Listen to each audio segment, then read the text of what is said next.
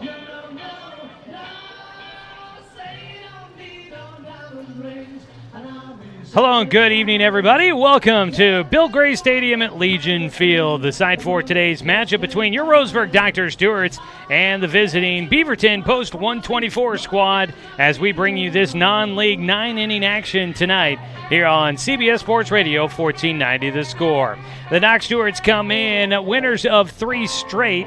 After snapping a 5-game losing streak on Friday, the Docs have reeled off a little winning streak as they hope to build some momentum down the stretch run of the season. There's only 4 league games left to go. Those are coming up later this week as the Docs try to clinch a spot in the postseason. But first, they tried to build some positive momentum against a team from Area 2 that's also in the postseason hunt. We got plenty to get to coming up here during our Supercuts pregame show, so stay with us for that. Supercuts in the Steelhead Run Plaza across from Starbucks on Garden Valley Boulevard. Save time and check out styles online at supercuts.com. Today's game is also streaming live with video online at 541radio.com, where you can watch tonight's game for free. Feel free to tune in for it and share it around. You can also find it on our YouTube channel, 1490 The Score, and be able to watch the game on YouTube, which helps you put it up on the big screen TV or watch it on whatever platform you'd like throughout tonight's broadcast. We're going to take a quick 2-minute break. When we come back, we continue our series of player interviews with the Roseburg Dr. Stewarts. Coming up tonight, we get a chance to catch up with graduated Roseburg senior Jonathan Stone. Unfortunately, there's been a prevailing theme in the interviews that I've had with Stone over this last year. We'll talk about that and plenty more as the youngster gets ready to move on to his next step in his baseball career.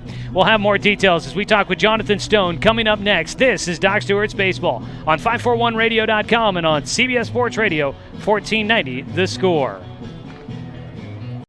Season is finally here, but remember, respect the water. Don't swim and don't go in the water if it's under 60 degrees. Swimming in water under 60 degrees is life-threatening. It could cause hypothermia, which means your limbs paralyzed and you can't get out of the water. Each day, the water temperature of the Umpqua River will be posted on kpic.com and kval.com, and in the morning weather on KPIC. Respect the water. Know the temperature. Brought to you by the Respect the Water Safety Committee.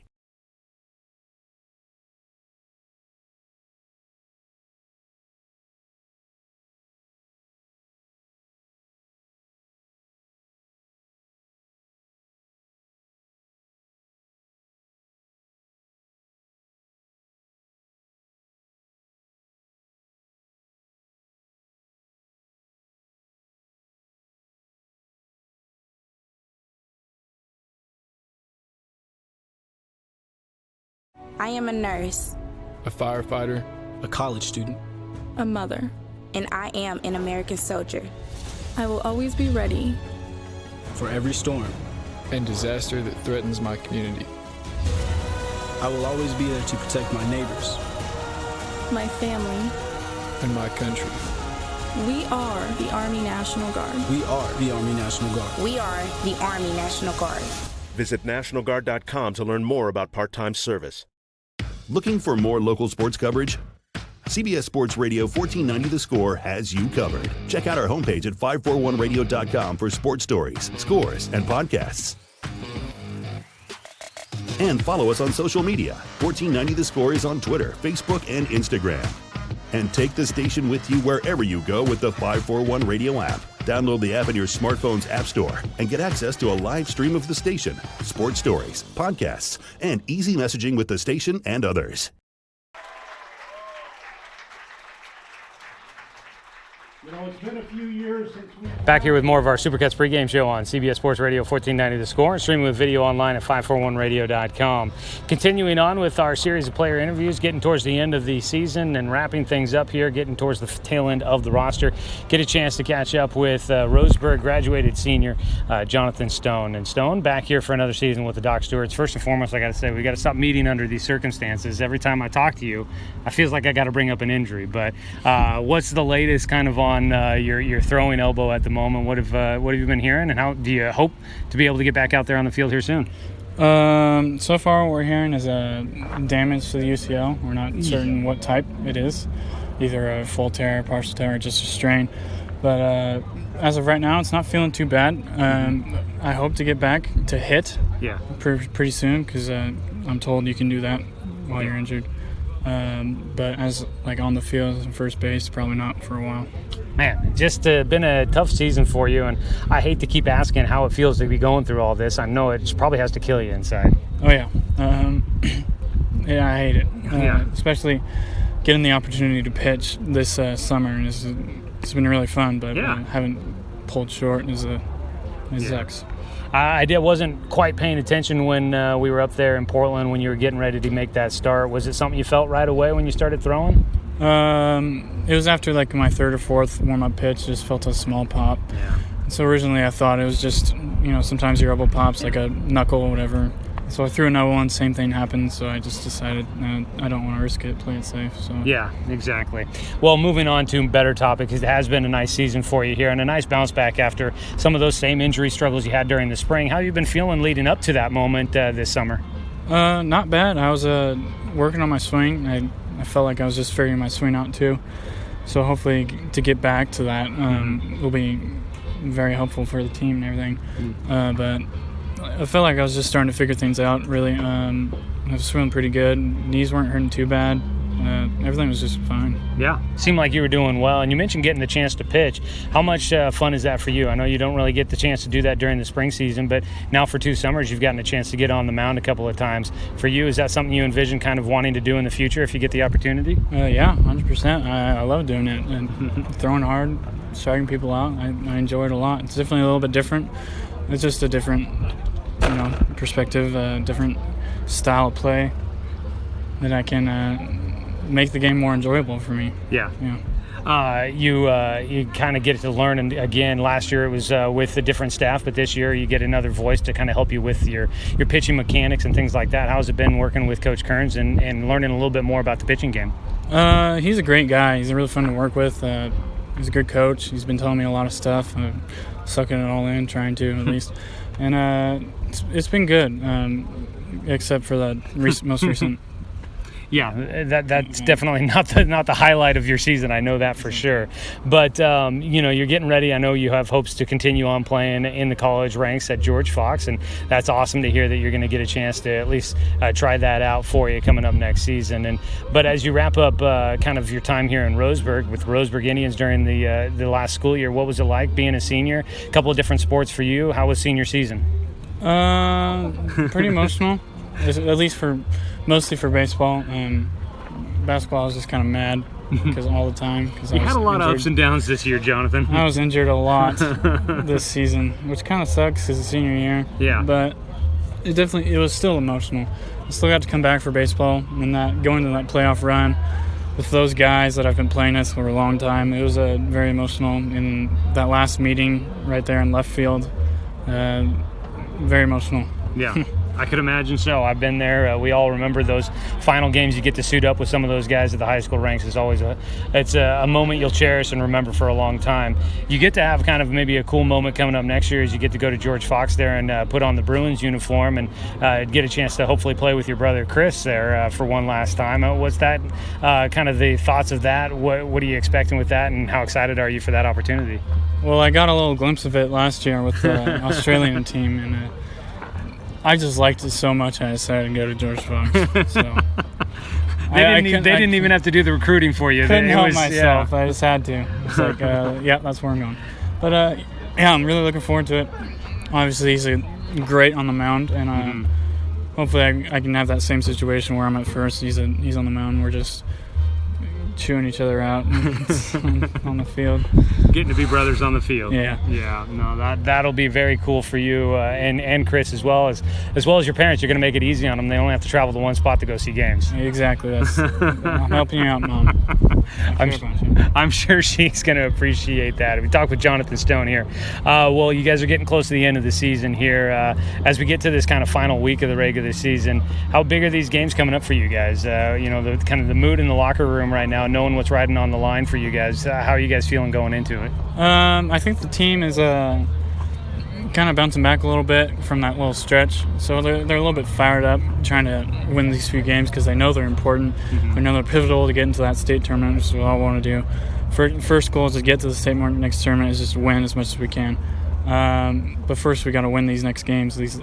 And then this non-league game can help us prepare for those league games that are coming up real fast. So to get our minds ready for those league games is really important right now. Working under new coach Jeremiah Robbins, how's that been an adjustment kind of from, I know what you guys see during the spring and obviously an adjustment with the new coaching staff in here. How's that process been for you? It's been good. He's a good coach. I like working with him. He knows a lot about the game. He's been teaching me a lot, learning a lot about my swing, about just overall like being a better person too, being a better human, working hard, everything. He's just a good guy, great coach. As a guy that's getting ready to go to the D3 level and play there at George Fox, do you feel like he's really helping you maybe get even extra prepared for being able to play at the college level? Oh, 100%. He's doing a great job. Really pushing us. He really just wants the best out of us all the time. So he just pushes us as much as he can, and it'll help us. I mean, as much as we can say. Well, it's been fun to watch you again here this season. Sorry that we constantly have to talk about injuries, but hopefully you're getting it all out of your system right now, and the next few years will hopefully be real strong for you and successful there, Jonathan. It's been a lot of fun to cover you the last few years. All right, thank you, Joey. All right, Jonathan Stone here with us in the pregame. We'll get ready for the Doc Stewarts and Beaverton coming up here in just a few moments on CBS Sports Radio 1490 The Score. Season is finally here, but remember, respect the water. Don't swim and don't go in the water if it's under 60 degrees. Swimming in water under 60 degrees is life-threatening. It could cause hypothermia, which means your limbs paralyzed and you can't get out of the water. Each day, the water temperature of the Umpqua River will be posted on kpic.com and kval.com, and in the morning weather on KPIC. Respect the water. Know the temperature. Brought to you by the Respect the Water Safety Committee. It's easy to spot people who participated in high school sports and activities. Right on time. They learned important lessons like leadership, teamwork, respect. Hey, our meeting moved to 10. We'll be ready. Values that last a lifetime. We need to focus on 3 factors. Support high school sports and activities in your community. When kids take part, they get set for life. At Brook Communications, our job is to get results for your business, period. We can take your story and tell it to the people you want to reach in a way that compels first-time clients to become repeat customers. We get them through your door so you can do what you were meant to do. Proclaim your sales message to the largest audience of any media company in Douglas County. Brook Communications dominates through the power of 5 radio stations and 541radio.com. Results amplified. Locally owned. Brook Communications. What rhymes with great? Participate. Where does greatness start? Here, in the classroom. On the stage. In the pool. On the field. Where will your greatness take you? To better grades. To more friends. Yeah! Be great. Participate!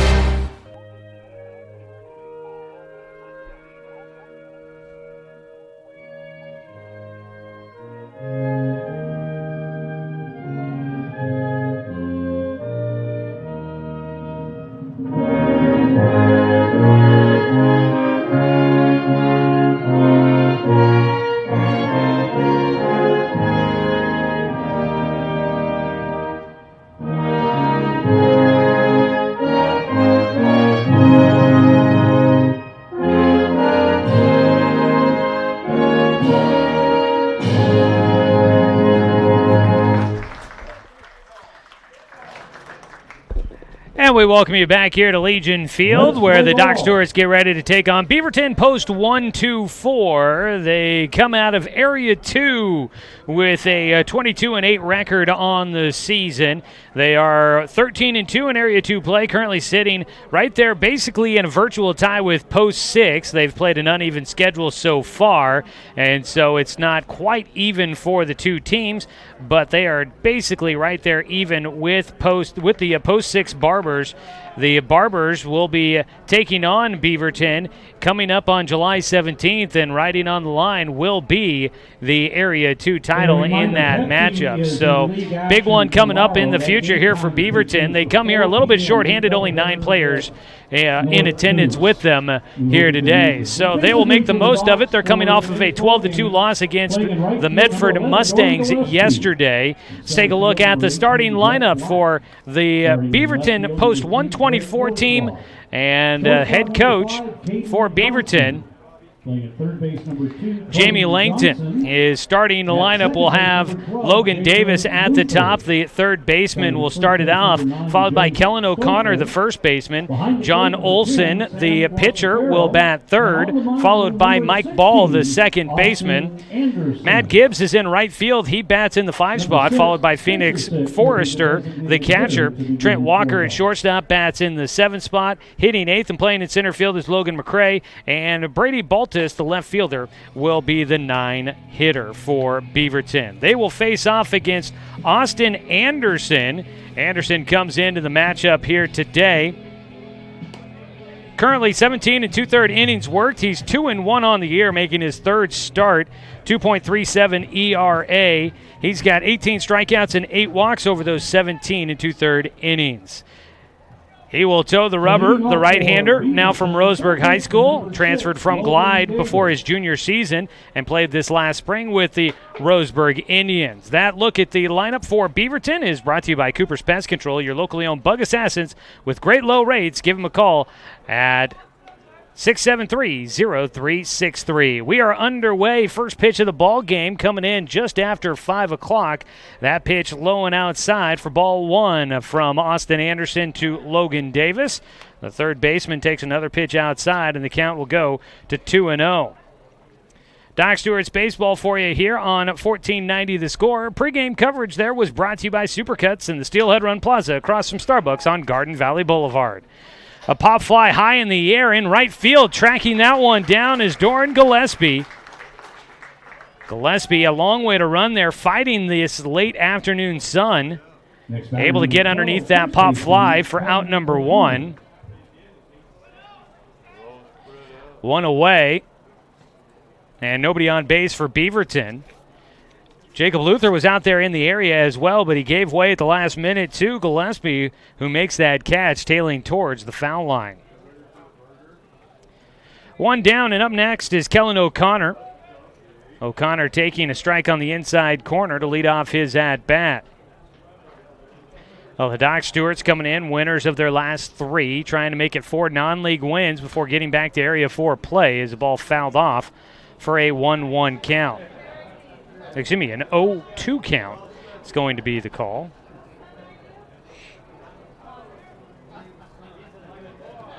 Anderson's 0-2 pitch, swung on and missed, and there is a big strikeout for Austin Anderson. His first of the day, and don't strike out when it comes to water for your home. Trust Moore Well Drilling. You're keeping Douglas County green since 1947. You can give them a call at 541-459-4039.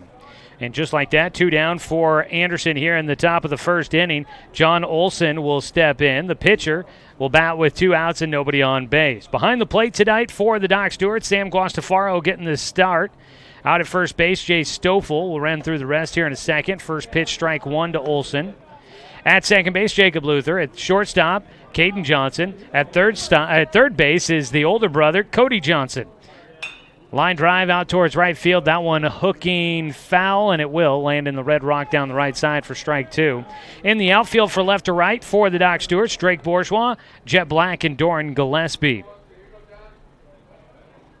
That is your look around the diamond defensively for the Doc Stewarts. Top of the first inning in this non-league 9-inning contest. 0-2 pitch taken low for a ball. 1-2 now against Olson. John Olson, a right-handed batter, will take outside. It evens up the count at 2-2.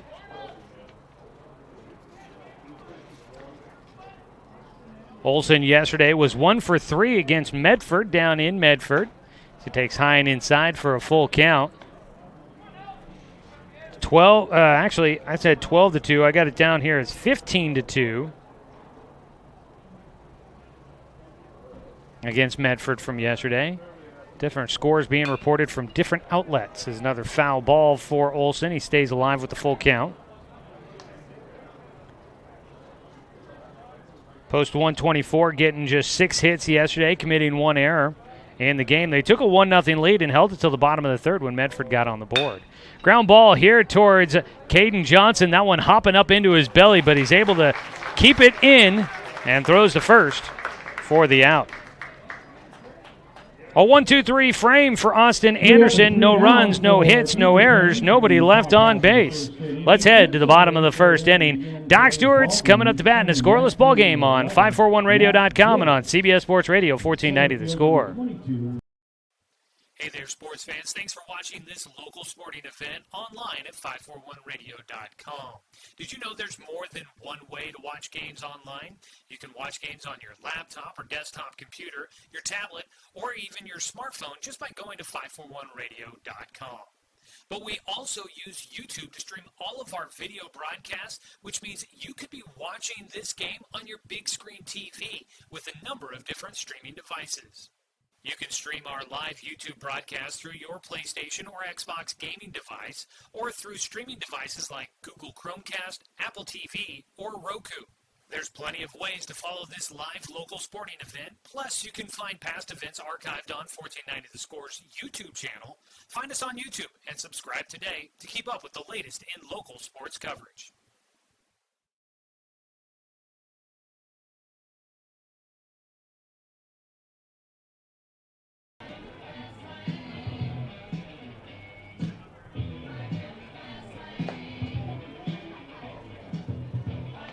Back here at Legion Field, getting ready for the bottom of the first inning. John Olsen on the mound. The righty will face the Doc Stewarts as we take a look at their starting lineups, brought to you by Cooper's Pest Control.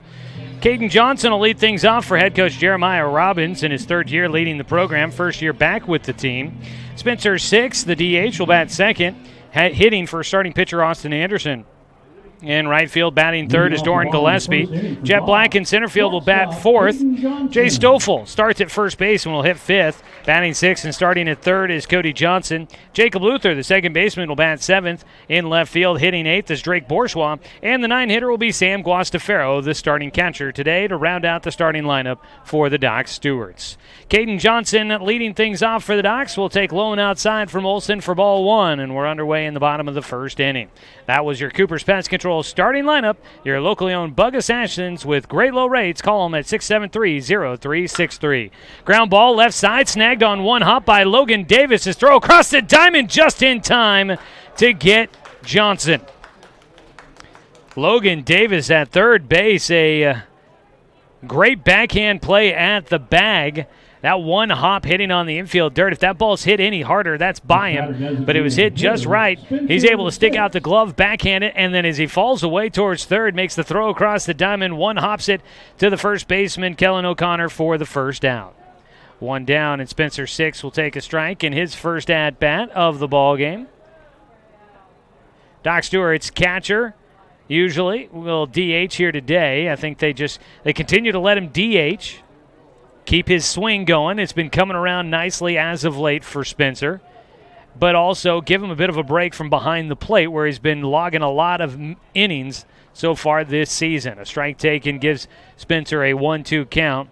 Looking at it, Spencer Six had 297. His average has been making a drastic climb as of late as he takes a pitch outside to even up the count at 2-2 from Olsen. Spencer had been hovering around the 250 or lower mark a lot of the season, but he has been rising quickly as of late, been hitting very well.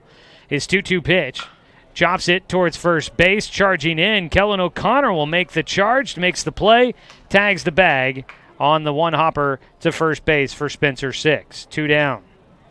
Couple of infield ground ball outs so far for the Docs. Doran Gillespie will try to change the fortunes here in the bottom of the first. Scoreless ball game so far. Beaverton went down 1-2-3 in the top of the first against Austin Anderson. John Olsen trying to return the favor. First pitch to Doran Gillespie outside for ball one.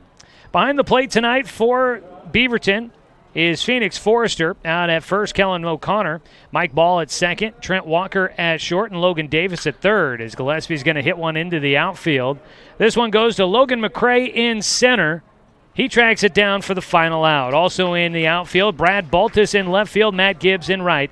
That's a look around the diamond defensively as the Beaverton squad is able to take down the Doc Stewarts 1-2-3 in the bottom of the first. As they return the favor, no runs, no hits, no errors, nobody left on base. We head to the top of the second. This is Doc Stewart's Baseball on 541radio.com and on CBS Sports Radio 1490 The Score.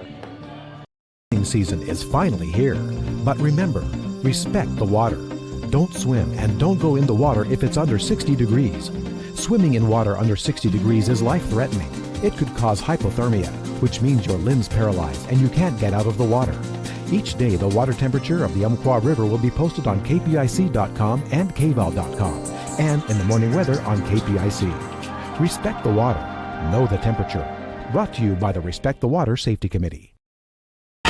What rhymes with great? Participate.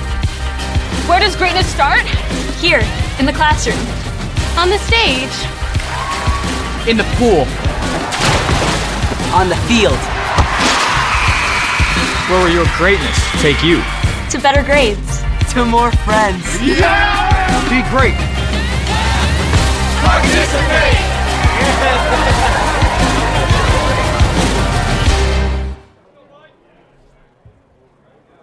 Leading off the top of the second inning, second baseman, number 8, Mike Ball. Beautiful day for some baseball here in the Umpqua Basin. A number of white puffy clouds overhead, but mostly sunny here today.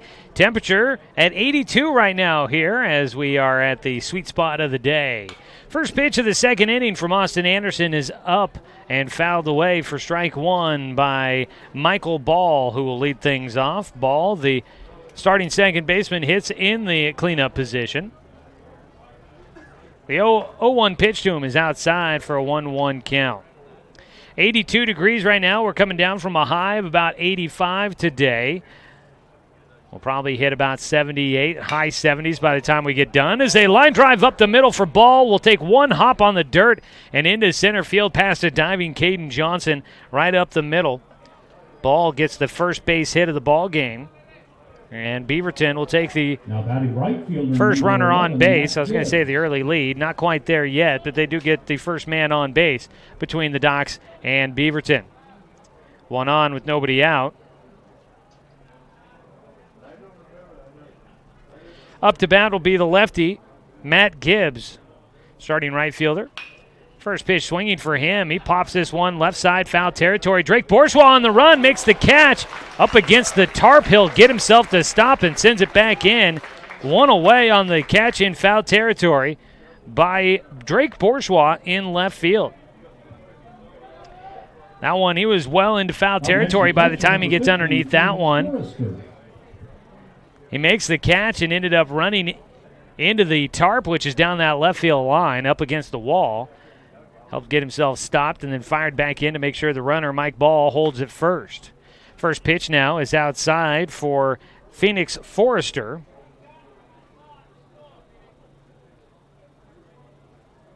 One away with one on. Docs will look for the double play ball. It's high for a 2-0 count. Long run out there for Bourgeois, covering a lot of ground. He's got long legs. He's a pretty lengthy guy, and about probably, I would say, about 6'2". A real thin frame, so he's able to get up some speed there. As that ball fouled off by Forrester, the catcher has a 2-1 count. So good speed out there from Bourgeois covering the area in left field. One away. Forrester at the plate with a 2-1 count from Anderson. He takes for a 3-1 count. Not a lot of wind so far tonight. Right now the American flag not really blowing around. Usually we'll go left to right across the diamond here at Legion Field. The 3-1 from Anderson. In the air, right side, foul territory. Jay Stoffel near the fence. He stumbled a bit, but he makes the catch. And that is a pair of outs made in foul territory for the Doc Stewarts. 2 away. That brings up Trent Walker, the shortstop. Now is the shortstop, number 4, Trent Walker. In foul territory, tracking that one down. Stoffel lost his footing for a moment when he got into the Red Rock. There just beyond the first base dugout that hosts Beaverton. Thought maybe he might lose his footing and lose his chance of catching that ball, but able to stay with it and kept his focus to make the squeeze. First pitch, strike one against Trent Walker. 7-hitter in the lineup. Bottom third of the lineup now has been reached for Beaverton, but so far managing just one hit against Austin Anderson. The 0-1 from Anderson is swung on and missed. Walker finds himself behind. Anderson, a midseason call-up for the Doc Stewarts from the Pepsi bottle caps. He has looked pretty good in his 2 previous starts. 0-2, and he gets another swing and a miss at a high fastball. Second strikeout of the game for Anderson. Don't strike out when it comes to water for your home. Trust more well drilling, keeping Douglas County green since 1947. Call them at 541-673-0363. Go to the bottom of the second. Still a scoreless ball game. No runs, 1 hit, no errors, and 1 man left on base for Beaverton. This is Doc Stewart's Baseball on 541radio.com and on CBS Sports Radio 1490 The Score. It's easy to spot people who participated in high school sports and activities. Right on time. They learned important lessons like leadership, teamwork, respect. Hey, our meeting moved to 10. We'll be ready. Values that last a lifetime. We need to focus on 3 factors. Support high school sports and activities in your community. When kids take part, they get set for life.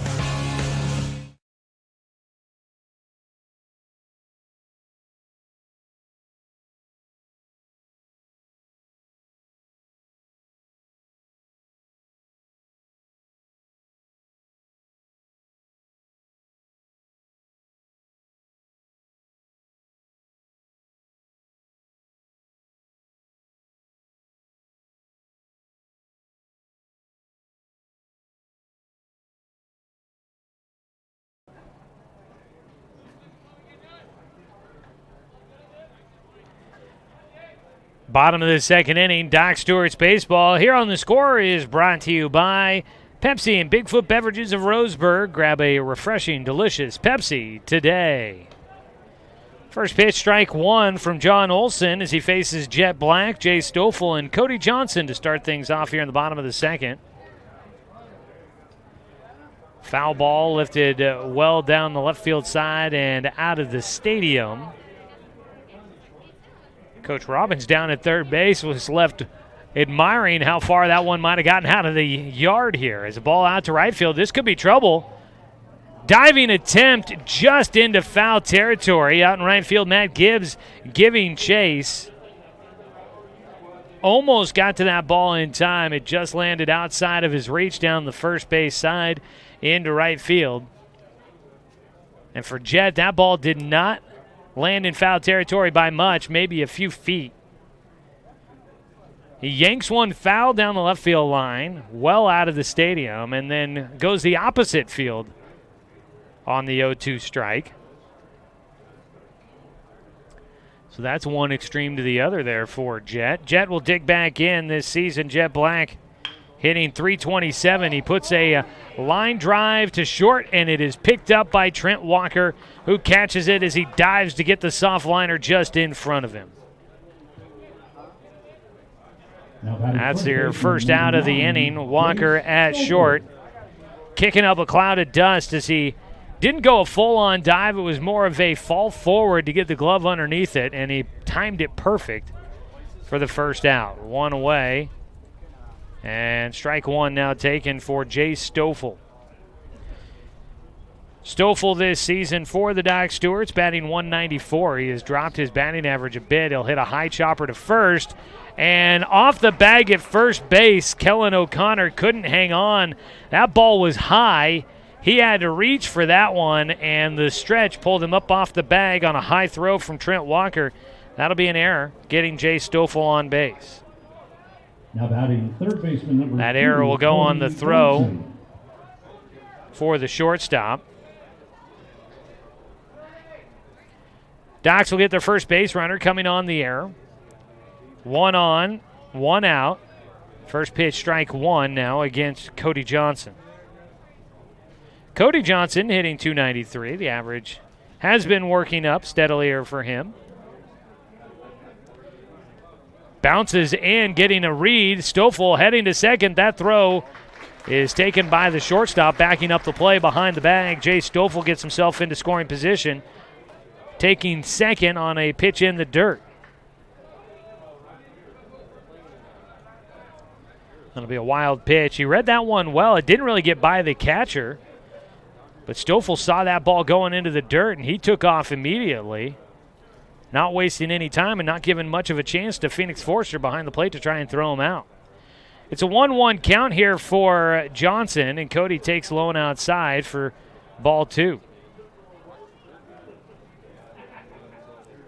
Cody Johnson this season with 13 RBI. He headed back to Treasure Valley Community College for a sophomore season after playing heavily for the Chuckers last year. That ball fought off, heading foul down towards the Lions' Den. 2-2 count. Lions' Den, where you can always get all the grub you need during a baseball game here at Legion Field. Doc Stewart's, Pepsi bottle caps, Dr. Randall's crowns. Whoever's playing, they'll have it for you. I look forward to stopping by here. Coming up during the Single A Legion tournament that'll be happening here in a couple of weeks. Those guys will be busy working another state tournament after hosting the AAA state tournament last year. Full count now. 3 balls, 2 strikes for Cody Johnson, taking a breaking ball in the dirt from John Olson. Docs with the first man in scoring position.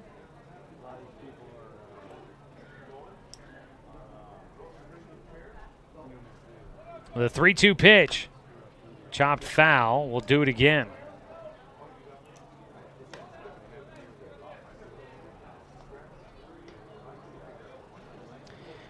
John Olson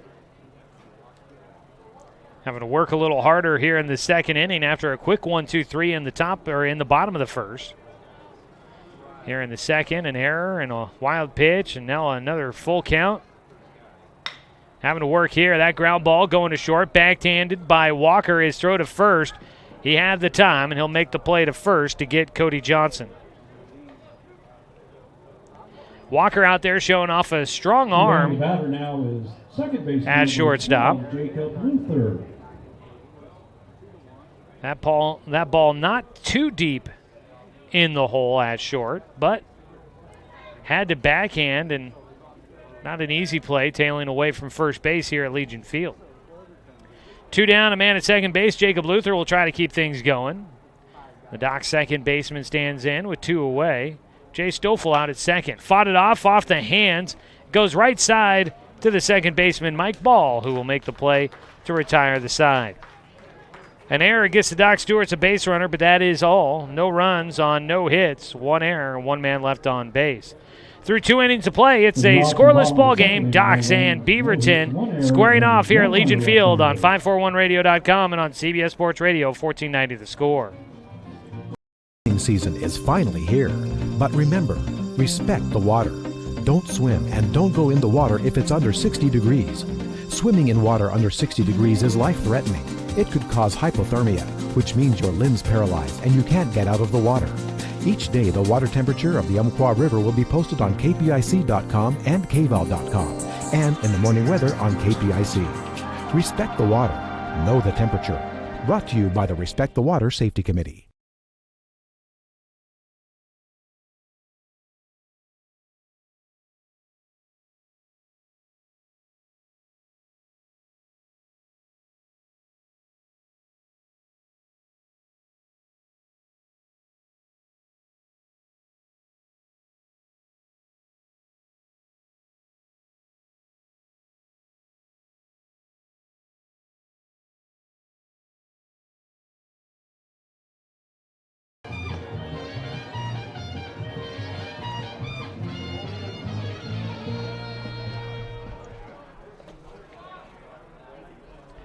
Top of the third inning, Doc's Baseball here on the score, brought to you by Chuck Swarm Family Auto Repair. Are you ready to go where life takes you? Well, as we go to the third, it's a scoreless ball game. One hit for Beaverton, and Doc Stewart's without a hit so far, and they've reached one runner on with an error. First pitch swinging now for the 8-hitter is lined down the left field line. One hopped onto the fence, but in foul territory for Logan McCray, leading things off. McCray, first pitch swinging there against Austin Anderson. That ball well struck down the line, but just foul. Taking a one hop and then off the fence. 0-1 pitch from Anderson. Just low, evens up the count at 1-1.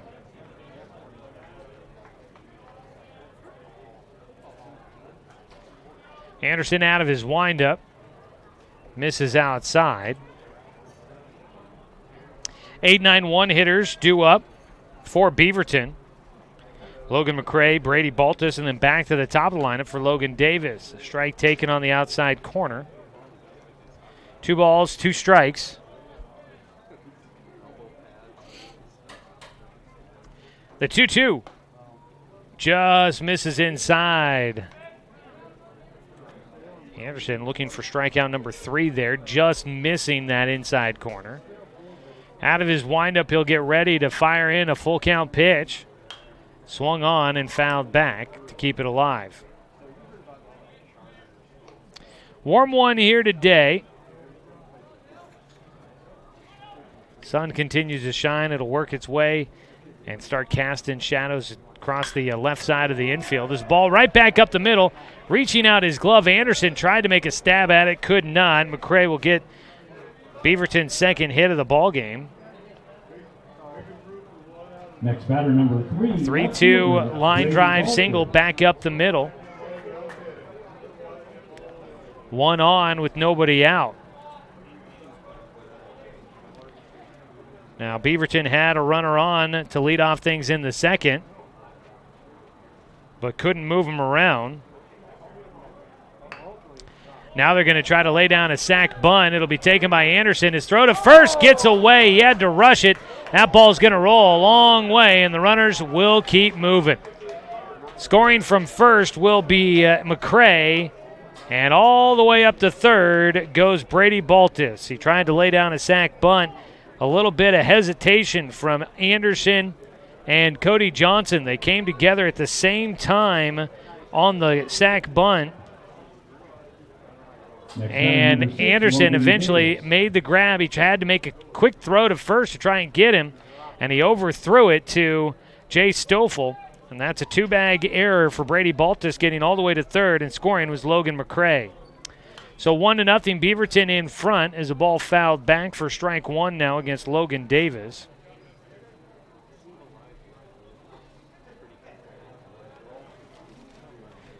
First error of the game for the Doc Stewarts. An 0-1 pitch for McCray, who is 0 for 1 in the game with a fly ball out to right field. Nobody out so far in the top of the third. 1 run in so far and a man at third base.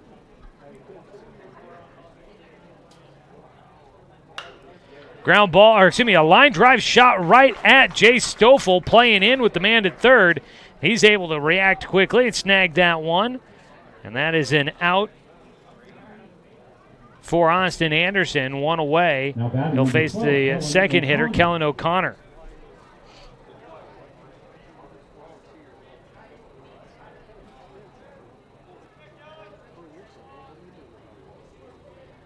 O'Connor is 0 for 1 with a strikeout his first time up, and he takes the first pitch for strike 1.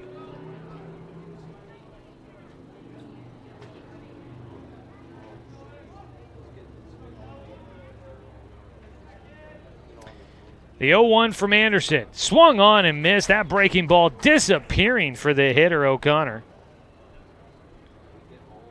He struck out swinging in the first inning. Anderson will look to try and get him a second time. 1 out with a man at third. The 0-2 pitch. The infield still playing in, and it's another swing and a miss for strike 3. Guastafaro behind the plate catching that one just before it hits the dirt. Another strikeout for O'Connor, third of the game for Anderson. Big one there, 2 down now, and the defense can relax a little bit. John Olson will bat 0 for 1 in the game, grounded out to short his first time up. He hits with a man at third, his team already leading 1-0. First pitch is outside for ball 1. Right now the difference in the game is a 2-bag throwing error from Austin Anderson, the pitcher. Rushing to throw to first on a sacrifice bunt attempt. The 1-0 is low and inside for a 2-0 count now against Olson. Starting pitcher for Beaverton now has a lead to work with. A 2-0 pitch from Anderson outside, and the count is well in favor of the hitter, John Olson. Yesterday, mentioning that Beaverton had a 1-0 lead against Medford in the game they played down in Medford. 3-0 pitch is in for strike 1, low outside corner. 1-0 yesterday until the bottom of the third inning when Medford scored a run to tie the game at 1. 3-1 ball in the air out towards right field. Gillespie is there to make the catch. Tailing towards the alley, but Gillespie able to make the run, gets there in time to finish off things in the top of the third. 1 run in for Beaverton on 1 hit. There was 1 Doc Stewart error, 1 man left on base. 1-0 our scores. We head to the bottom of the third. Doc's coming up to bat, trailing by 1 on CBS Sports Radio, 1490 the score. For Beaverton in the top half of the third inning, 1 run on 1 hit. There was 1 Doc error. Looking for more local sports coverage? CBS Sports Radio 1490 The Score has you covered. Check out our homepage at 541radio.com for sports stories, scores, and podcasts. And follow us on social media. 1490 The Score is on Twitter, Facebook, and Instagram. And take the station with you wherever you go with the 541 Radio app. Download the app in your smartphone's app store and get access to a live stream of the station, sports stories, podcasts, and easy messaging with the station and others. I am a nurse, A firefighter. A college student. A mother. and I am an American soldier. I will always be ready for every storm and disaster that threatens my community. I will always be there to protect my neighbors, my family, and my country. We are the Army National Guard. We are the Army National Guard. We are the Army National Guard. Visit nationalguard.com to learn more about part-time service.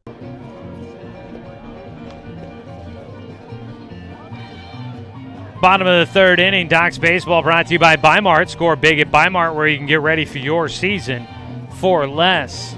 A run into the top of the third inning has Beaverton post 124 in front of the Doc Stewarts.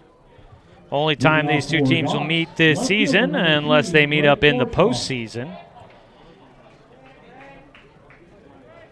John Olson on the mound. He'll face the 8-9-1 hitters for the Doc Stewarts.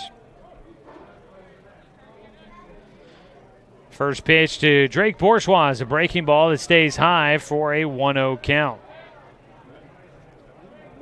Through the first two innings, these pitchers mirrored each other. It's a 1-0 pitch to Bourgeois is taken for strike one.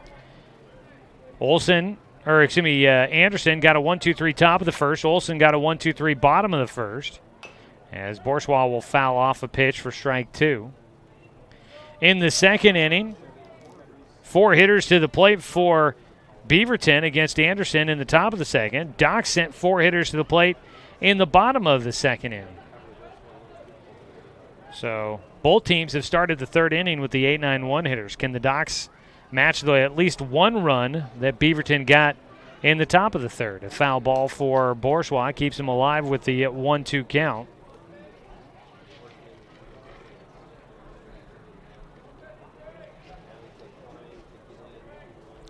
The 1-2 breaking ball carries outside for Olson. 2 balls and 2 strikes. Drake Bourgeois batting an even 300 on the season. He's got a 2-2 count. He's only walked 7 times this season. He puts a ball in the air to right field, going back, making a little leap. In right field is Matt Gibbs to retire the first out. One down, next batter is the catcher, number 10, Sam. One away, Sam Guastafaro will bat.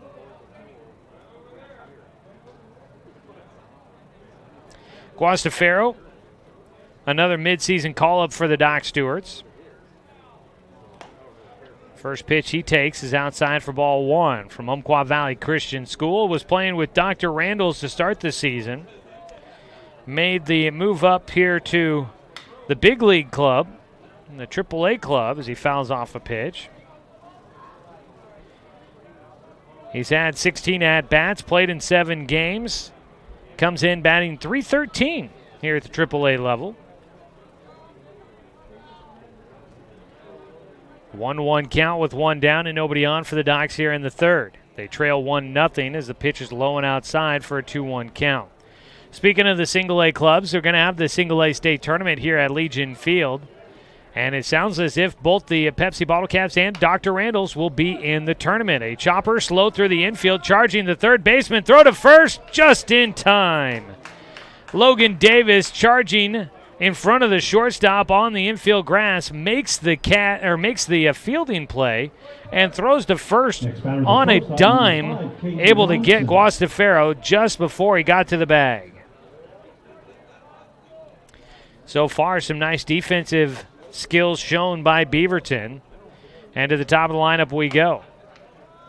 First pitch in for a called strike 1 against Caden Johnson, who was 0 for 1 in the game.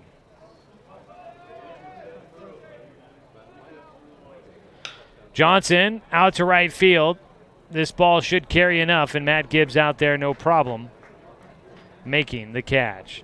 Doc Stewarts go down in order, 1, 2, 3, in the bottom of the third. They trail 1-0 as we go to the top of the 4th inning in a 9-inning ball game.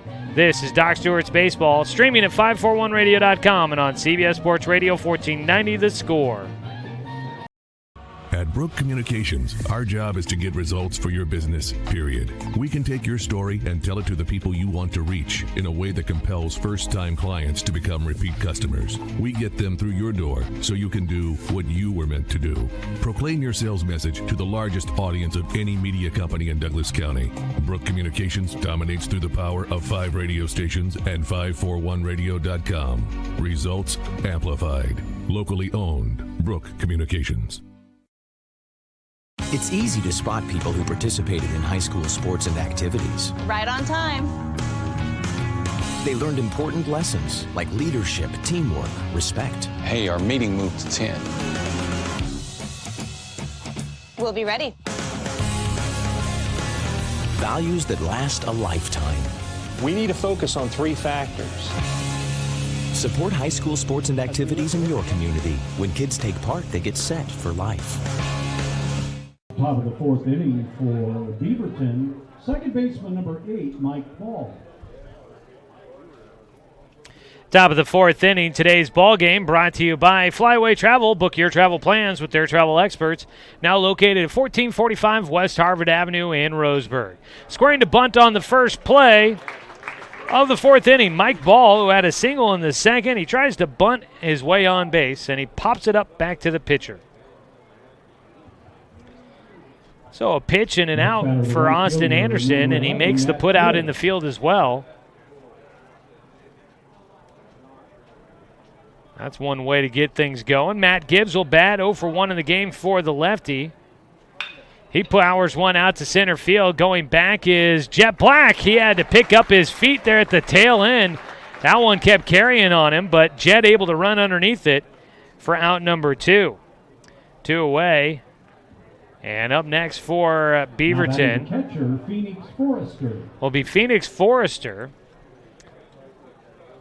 And if Forrester obliges, Anderson may have his way through this inning quickly. He does not.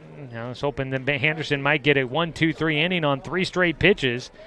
But his breaking ball carries outside, and Phoenix Forrester has a 1-0 count. He takes a little high for ball 2.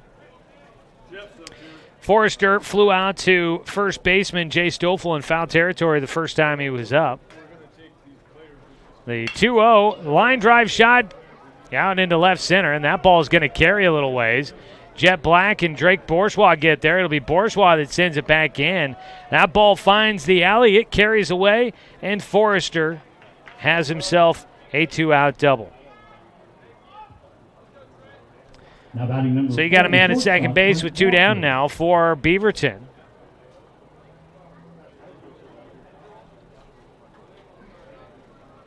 Beaverton now with 3 hits in the ballgame. Doc Stewart still seeking the first. It's just a 1-0 ball game, though, so far. Anderson trying to get through this fourth. Leave a man stranded at second. First pitch inside, misses. Carries too far inside against the righty. Mentioned that Beaverton right there, right now in the running with the post 6 Barbers from the Hillsboro, Portland area. Pitch high and inside, a 2-0 count. Right now, the Barbers are at 12-1. Beaverton is at 13-2. So they're pretty much square in the standings. 2-1 is high, or excuse me, the 2-0 is high for a 3-0 count. Beaverton obviously has played 2 more games than the Barbers. Barbers with 3 league games left to go. Beaverton with 1, and that last league game will be against the Barbers on July 17th. Very well could be for the Area 2 title. 3-0 pitch from Anderson. He misses low for ball 4. And now a 2-out walk. A 2-out double and a 2-out walk, and that gets Coach Bo Kearns out to the mound for a brief visit with the pitcher. So, big game coming up July 17th for Beaverton. Top 3 spots in Area 2 will get into the postseason. The number 1 team will get an automatic berth in the state tournament. The number 2 team would host the number 4 team from Area 4, which the number 4 team into the postseason, right now that would be Medford. If the Docs were to beat Medford a couple of times coming up on Wednesday and maybe sweep Klamath Falls as well, Doc Stewarts could find themselves facing this Beaverton team in a super regional if Beaverton doesn't overtake the Barbers for the Area 2 title. Pitch low for a 1-0 count against Logan McCrae with 2 down here in the top of the 4th. 1-0 the lead for post 124. 1-0 delivery for Anderson. This time he hits the inside corner, his first strike in a little while. Started out the inning with 2 pitches for 2 outs. He's since given up a double and a walk, and he's got a 1-1 count against Logan McCrae. Just a bit high with his off speed. 2 balls, 1 strike for McCrae. McCrae got on base with a single in the 3rd inning and scored a run on the throwing error by Anderson. The 2-1 outside corner hits it for strike 2.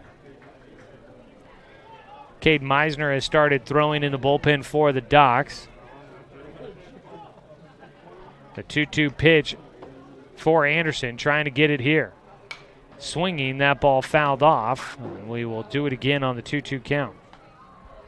Finding out today what all the postseason matchups are. Right now, if things ended the way they were right now for everybody around the state, Doc Stewart's would be in a best-of-3 super regional against the Dallas Post 20 Dirtbags. Anderson will step off as Jacob Luther was out there holding the runner on at second. Umpqua Valley Cal Ripken 12 and under state champions that are going to be going around with commissioners. So 2-2 count. We're going to try to see if we can raise a little bit of traveling. The pitch from Anderson. That ball is popped up in the air. It's on the infield. Going back is Guastafaro, and he'll make the catch in foul territory for the final out. He got a late read on it, but it made a great adjustment to get underneath that baseball back behind home to retire Beaverton here in the 4th. No runs for the Beaverton squad on 1 hit. There were no Doc Stewart errors. 2 men left on base. Still 1-0. Beaverton in front of the Doc Stewarts when we come back in the bottom of the fourth on 541radio.com and on CBS Sports Radio, 1490 The Score.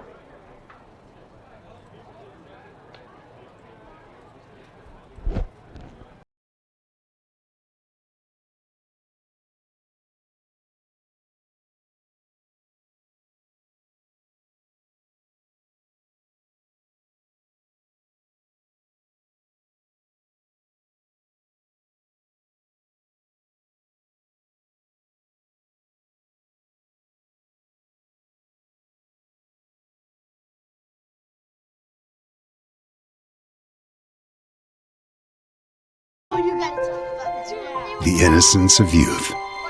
Is there anything any better? But soon they'll be in high school and facing all the same challenges you faced. How to make friends, how to fit in, how to be cool. We want our children to have everything they'll need to live fulfilling and productive lives.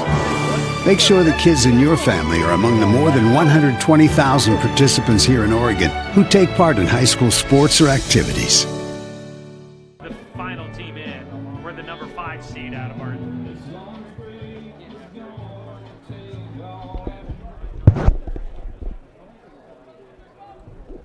Back here in the bottom of the fourth inning, Doc Stewart's trailing 1-0 against the Beaverton Post 124 team.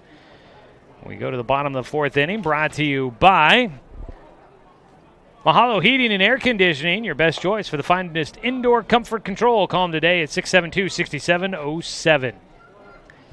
1-0 count now for Spencer Six, leading things off for the Docs against John Olson. Takes a pitch outside again for a 2-0 count.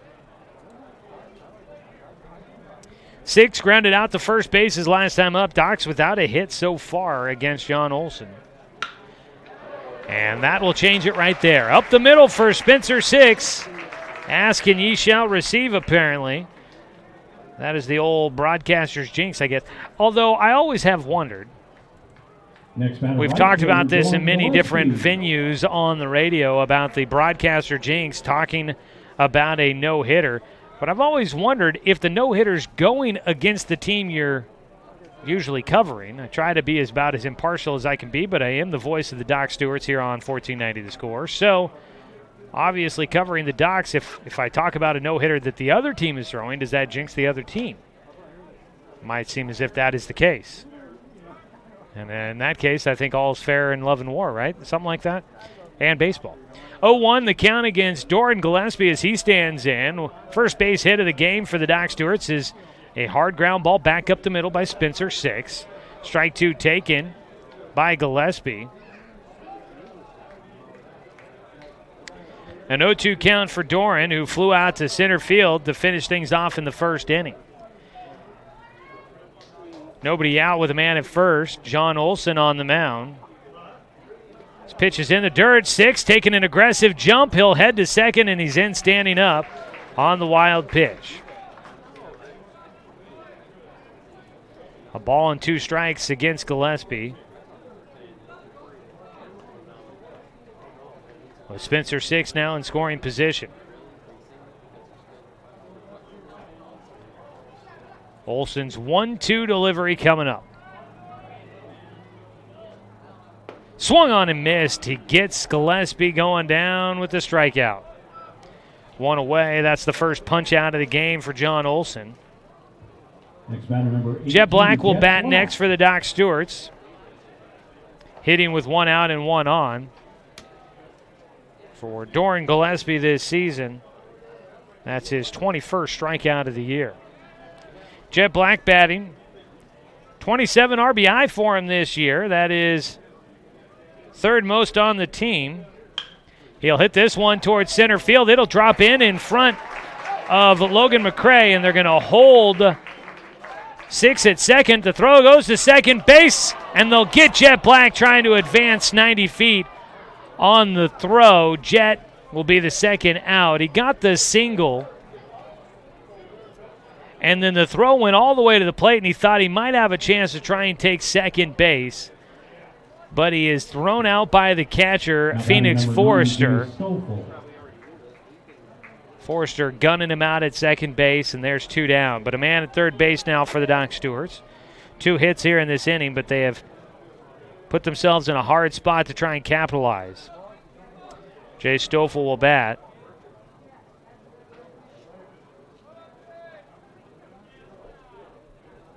First pitch now to Stoffel is high for ball 1. Jay 0 for 1 in the game, reached on an error in the second inning. Ground ball to shortstop. Olson's 1-0 is a breaking ball low for a 2-0 count. Bottom of the 4th here.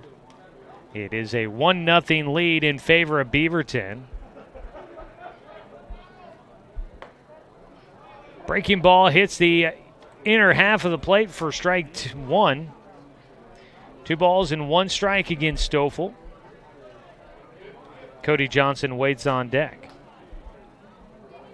Stoffel out towards center field. His hit is taken by Logan McRae for the final out. That ball tailing away from him. He makes the over-the-shoulder catch as he leaps in the air. And that'll retire the Doc Stewarts in the 4th. Their best scoring opportunity, and they cannot come up with a run.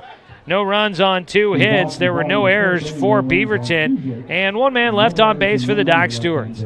We head to the top of the 5th inning, a 9-inning contest here on 541radio.com and on CBS Sports Radio, 1490 The Score. Hey there, sports fans. Thanks for watching this local sporting event online at 541radio.com. Did you know there's more than one way to watch games online? You can watch games on your laptop or desktop computer, your tablet, or even your smartphone just by going to 541radio.com. But we also use YouTube to stream all of our video broadcasts, which means you could be watching this game on your big screen TV with a number of different streaming devices. You can stream our live YouTube broadcast through your PlayStation or Xbox gaming device or through streaming devices like Google Chromecast, Apple TV, or Roku. There's plenty of ways to follow this live local sporting event. Plus, you can find past events archived on 1490 The Score's YouTube channel. Find us on YouTube and subscribe today to keep up with the latest in local sports coverage.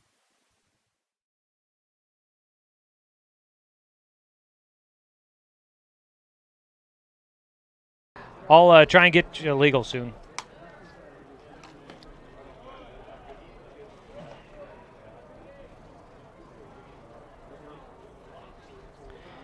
Back for the top of the 5th. It's a 1-0 count to the leadoff man, Brady Baltus. He fouls a pitch back for strike 1 as we welcome you back here to Legion Field.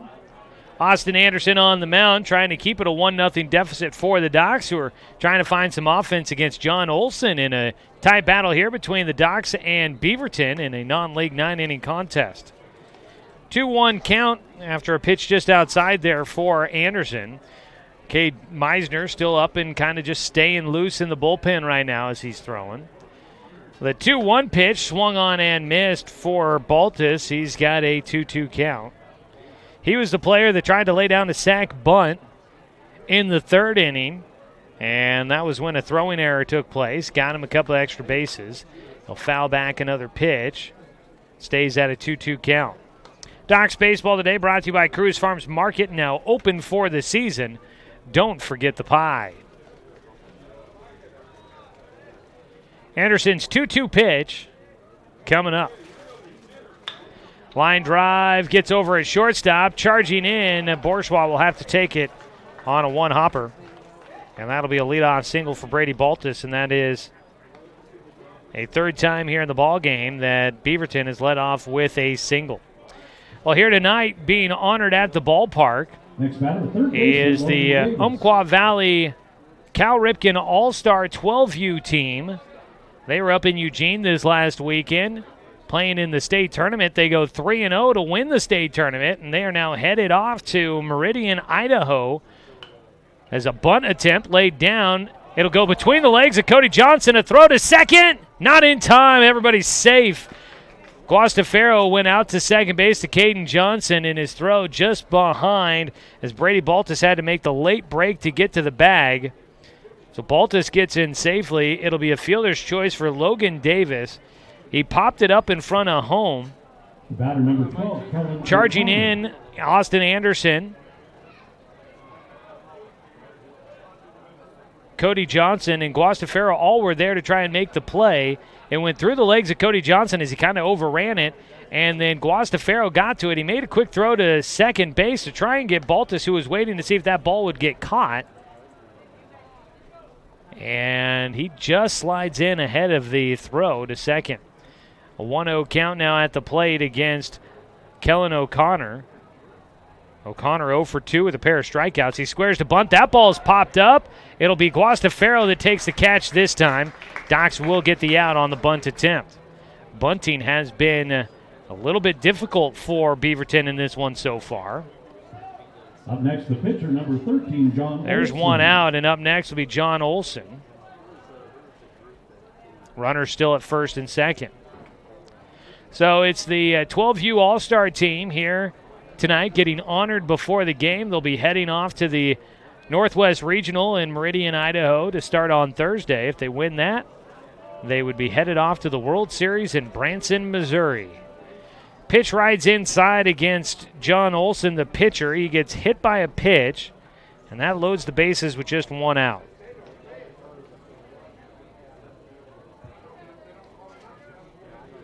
Mike Ball will come up to bat next with the bases juiced.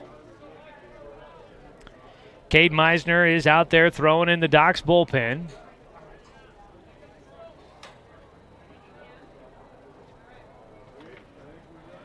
Michael Ball, 1 for 2 in the game. He takes the first pitch in the dirt.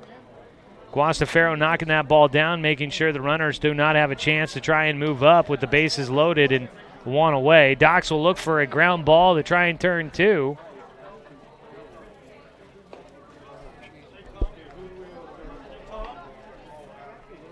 A 2-0 count now for Ball, trying to drive in another run. Right now his team up 1-0. A ground ball to second.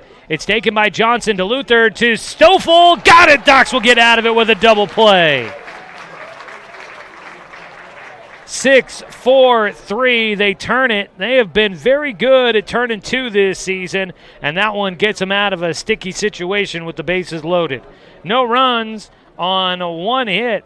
There were no Doc Stewart errors, and you'll have 2 men left on base as the Doc Stewarts keep it a 1-0 game as they turn 2 up the middle. This is Doc Stewart's Baseball on 541radio.com and on CBS Sports Radio 1490 The Score.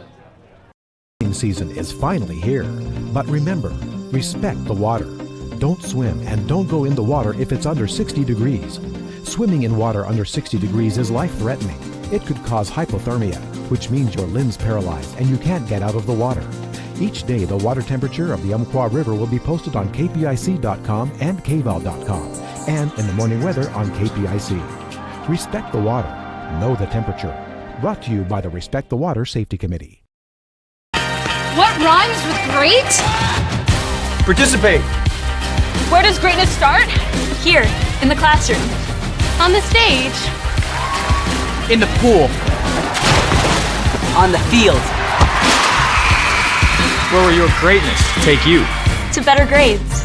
To more friends. Yeah! Be great. Participate!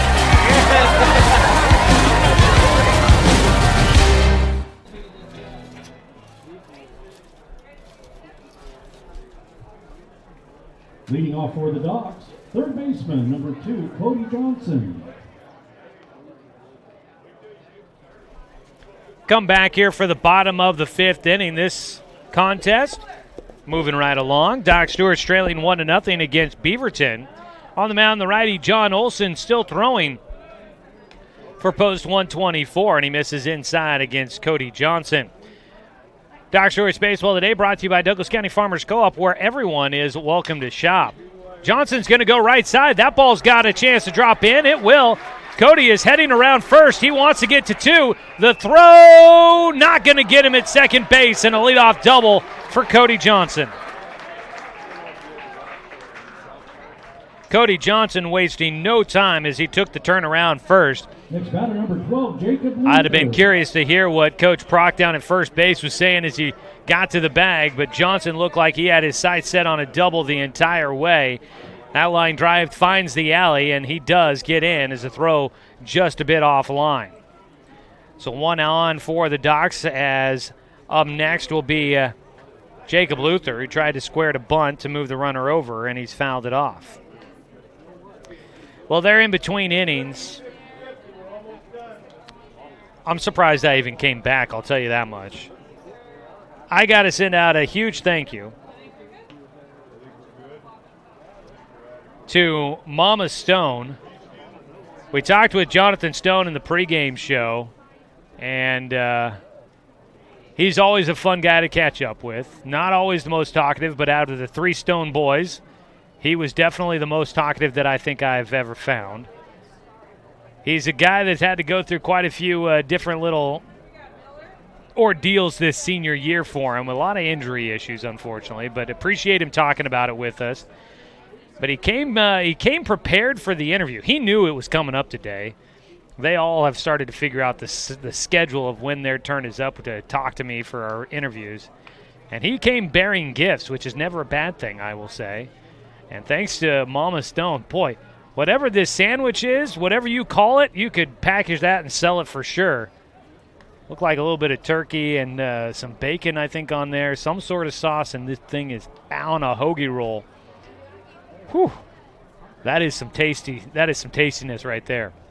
Stone told me that the guys in the dugout would kill for that, so I feel honored, and definitely my taste buds are pleasured by that one. Sharp hit ground ball, gets by the infield at second, into right field. Johnson will come around to score, and that ties up the ball game. So while I'm sitting here talking about a little bit of dinner tonight, out there at the plate, Jacob Luther is busy getting this game tied up.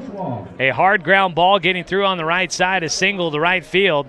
One hop past Michael Ball at second. He was playing a bit in as they wanted to try and see if they could knock that one down and keep the runner where it was at. Cody Johnson at second, but he scores easy on the single to right by Luther, and it's a tie ball game. It's a bunt attempt by Drake Bourgeois. That one got a little hairy there for Drake, but he fights it off, does foul off the pitch for strike one.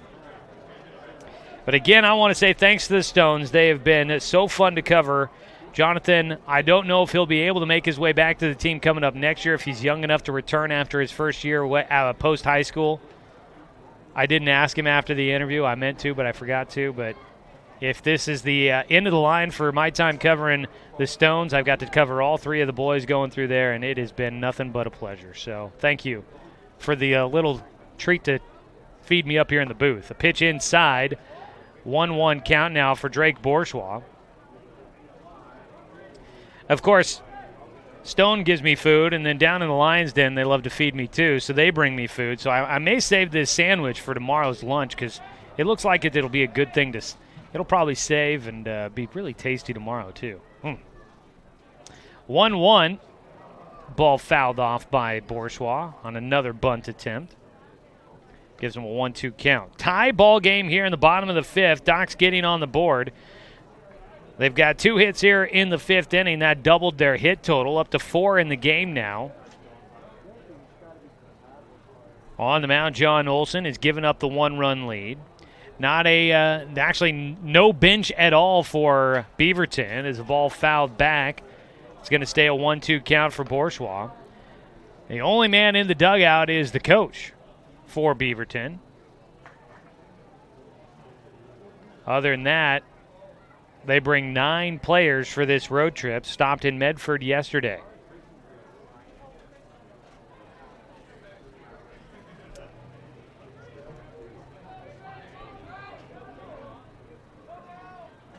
At the plate, Drake Bourgeois with a 1-2 count working against John Olson. Jacob Luther at first, diving back to the bag on a pickoff attempt. So it's been a busy day here at the ballpark. Got the Umpqua Valley 12U All-Star team, state champions here getting celebrated, doing some fundraising for their upcoming trip to the Northwest Regional. May have a couple of other honorees going on this later on in this game. I have not gotten official word if that is panned out for them, but they were talking about something else going on here at today's ball game. Docs finishing out the season here at home with a number of home games. The ground ball for Bourgeois. Left side takes a nice high hop for Logan Davis, but on the transfer trying to get the throw to second, he bobbles it. So Jacob Luther gets into second safely. Bourgeois will get on with the error. Third baseman Logan Davis came in. That ball hopped up perfect, right around waist level for him to be able to kind of field and throw. But as he tried to get the ball out of the glove to try and go to second base and possibly start a double play and at least get the lead runner, he bobbled it out of the glove, and Luther got in safely to second. Bourgeois in at first on the air. Sam Guastafaro will bat. He is 0 for 1 with a ground out to third. Nobody out so far. Guastafaro is showing a bunt. He'll take outside for ball one. Guastafaro has been impressive to me so far in his time here with the Docs at the AAA level, coming up from Dr. Randall's. Just a sophomore this last year at Umpqua Valley Christian School. He hasn't played a ton, obviously playing behind Spencer Six. But when he has been out there and when he's been called to action, he has been able to come through for the Docs. And he squares to bunt here. He'll put one down third base side, beautifully played down, fielding and throwing to first. Olson, as his cap falls off his long flowing hair, turns and makes the throw to first to get Guastafaro on the sac bunt. Strawberry blonde hair tucked underneath that cap there for Olson, flowing out, and as he was whipping his head around trying to figure out which base to throw to, his cap comes flying off, and he makes the right decision going to first to get the only out that was really there for him. Guastafaro lays down the perfect sac bunt to move both runners into scoring position. First pitch now to the leadoff man, Caden Johnson, taken for strike one.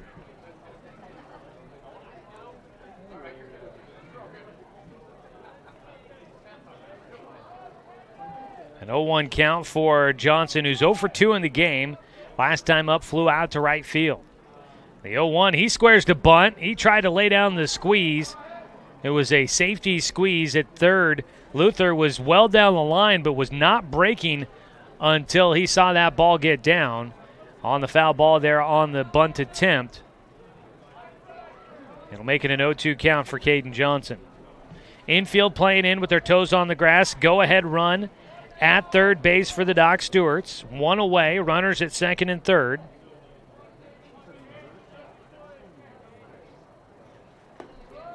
Pitch outside in the dirt for a 1-2 count. Suffocating the baseball behind the plate, Phoenix Forrester. Going all hockey goalie on that one, making sure he just smothered that baseball and did not let it get by. It is a deep backstop here at Legion Field, so pass balls definitely give runners a chance to get another 90 feet. Luther at third base, has good speed. Bourgeois at second. Also good speed on the bases. A 1-2 to Johnson is well outside for a 2-2 count. Couldn't get him to chase.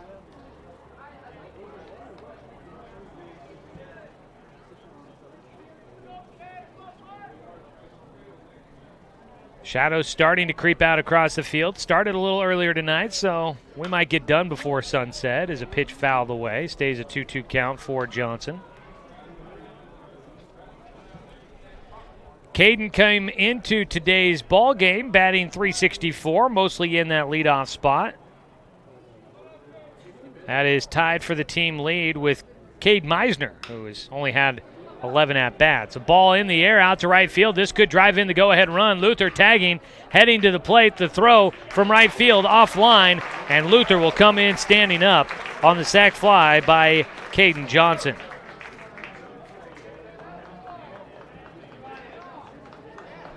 Two away. The Docs will take a 2-1 lead on top of Beaverton. Now batting designated hitter Spencer Six. Drake Bourgeois stayed at second, did not try to advance. So with 2 down, it's a 2-1 lead. Doc's in front, and Spencer Six going to try and see if he can add to it on a 2-out base knock. Spencer had a base hit in the 4th inning. First hit of the ball game for the Doc Stewarts. It was one of 2 hits in the 4th, but the Docs were unable to capitalize.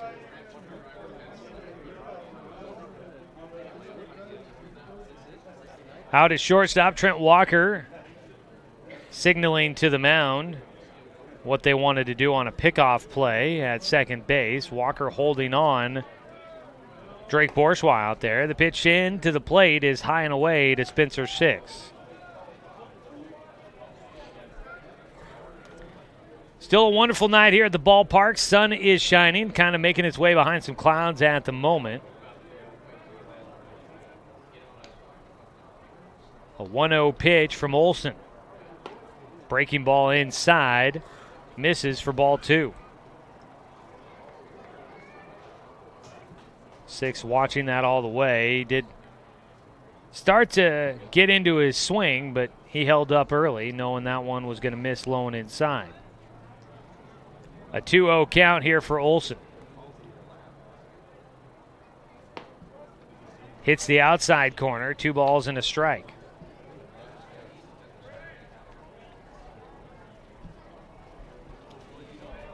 Doc's looking for a 4-game win streak if they can get one here against Beaverton.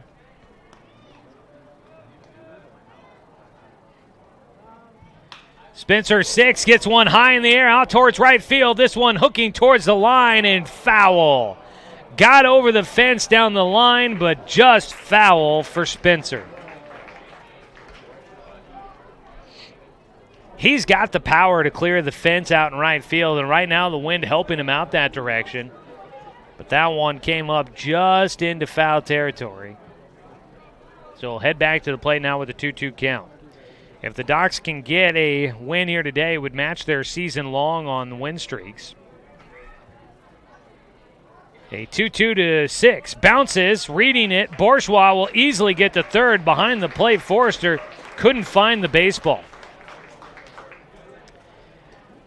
I recall watching the Docs practice reading baseballs in the dirt and trying to figure out whether or not they should run or stay. And I've been seeing that work in practice come into practical effect in the field for the Doc Stewarts. Full count pitch here for Spencer is outside, and that's ball 4.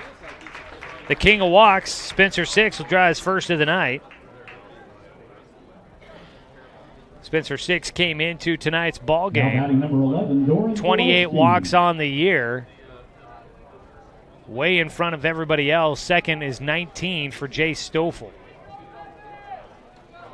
So he's got 10 more than anybody else on the team as he takes his 29th of the season.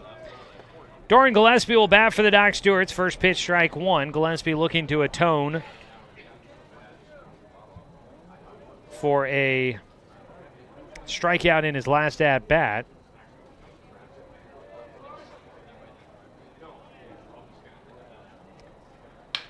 Hits a sharp ground ball foul down the third base line.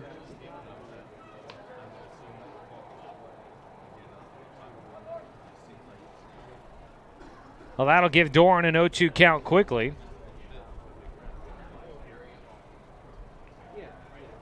Gillespie 0 for 2 in the ball game. Doran had come in, batting .349. The 0-2, runner going. That ball in the air, fouled back behind home. We'll do it again. Again, Gillespie with 32 RBI this season. He's also got 32 runs scored. Second most on the team behind Caden Johnson. But the 32 runs driven in. Leading the way for the Doc Stewarts. In second place is Jonathan Stone at 28. Pitch was high, a fake throw down to second for the catcher, Phoenix Forrester. And so that gives Spencer Six second base.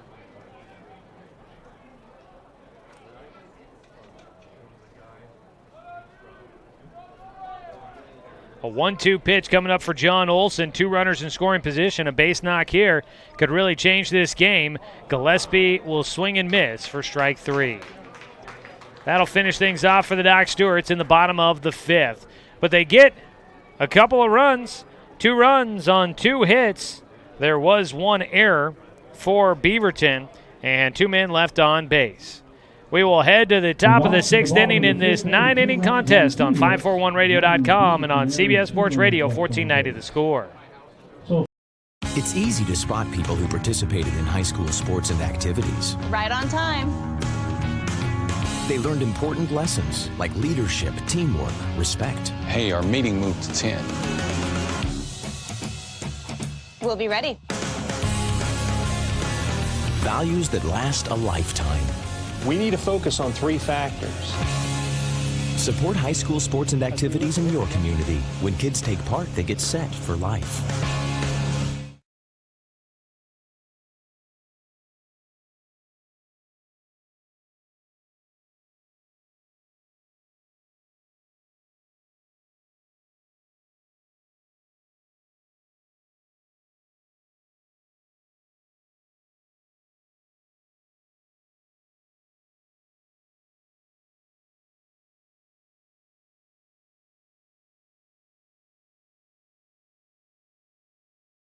Throw your tickets away because we have some more prizes.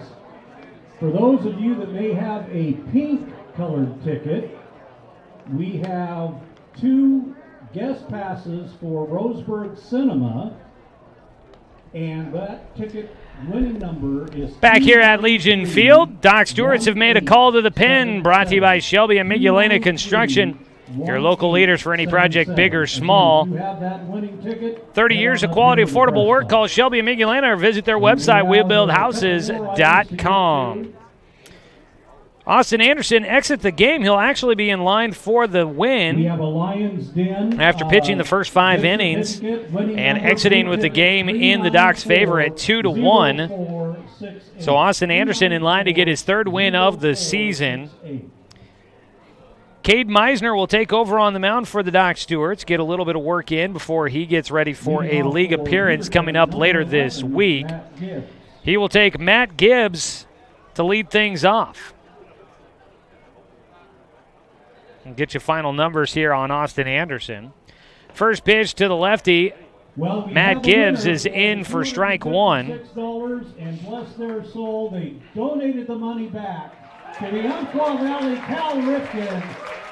Swinging a foul back for strike 2. The 50-50 raffle ticket winner, giving back the donation to the Umpqua Valley 12U All-Star team, headed to Meridian, Idaho for the Northwest Regional. So they got a big fundraising night tonight here at Legion Field. A line drive shot, that one picked up off the just above the dirt by Caden Johnson on the 0-2 delivery from Meisner.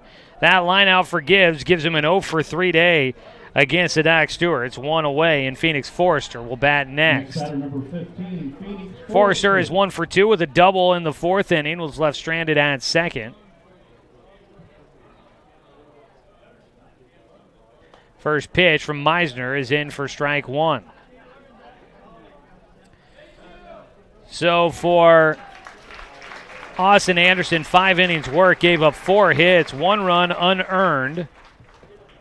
Good luck, fellas. I believe a 1-1 count now at the plate for Phoenix Forrester. Meisner's pitch, that one line towards left. That's a foul ball by inches for strike 2.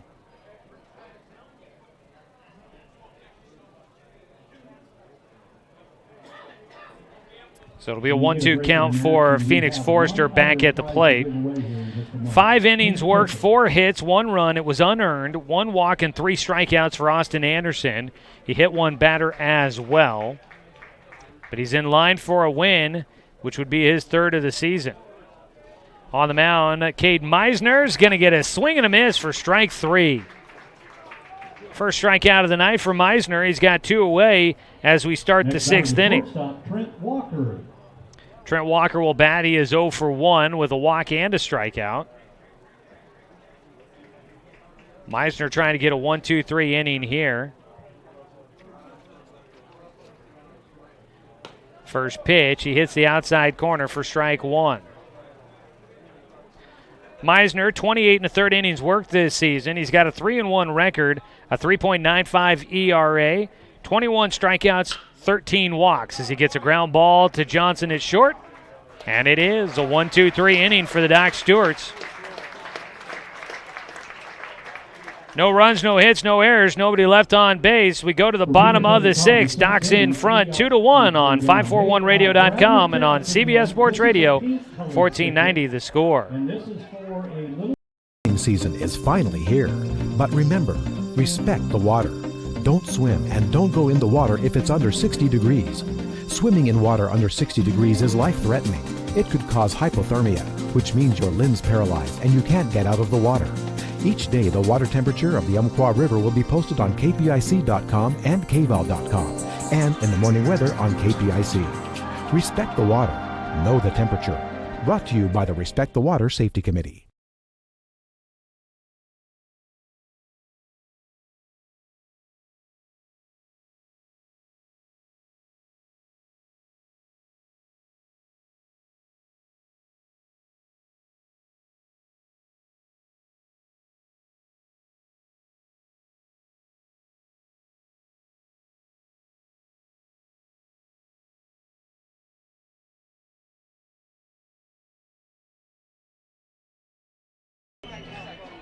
To me it would. I don't know. But all right.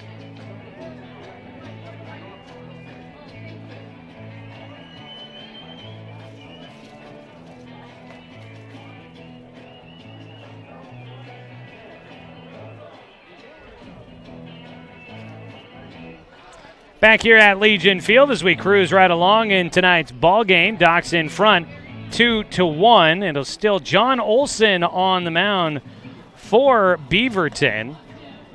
As we go to the bottom of the sixth, Doc's in front by a run. Doc Stewart's Baseball tonight is brought to you by Douglas County Farmers Co-op, where everyone's welcome to shop, and by our sponsors, South River Community Health Center. Leading things off for the Docs will be Jet Black, Jay Stoffel, and Cody Johnson here in the bottom of the sixth inning. The Docs, number 18, Jet Black. Jet comes in 1-2 in the game. Couple of well-struck balls. One went right to the shortstop. His second at-bat, he got a single to center field, but on the throw to the plate trying to hold Spencer Six at third base, Jet tried to take second and ended up getting thrown out at second base. So he had a single but got thrown out trying to move to second on the throw. Took the first pitch high for ball one as we start out this half inning. That pitch, down just a little bit from the last one, hits the top of the strike zone for a 1-1 count. So the Docs trying to win a tight ball game here at home against Beaverton. Another strike taken by Jet.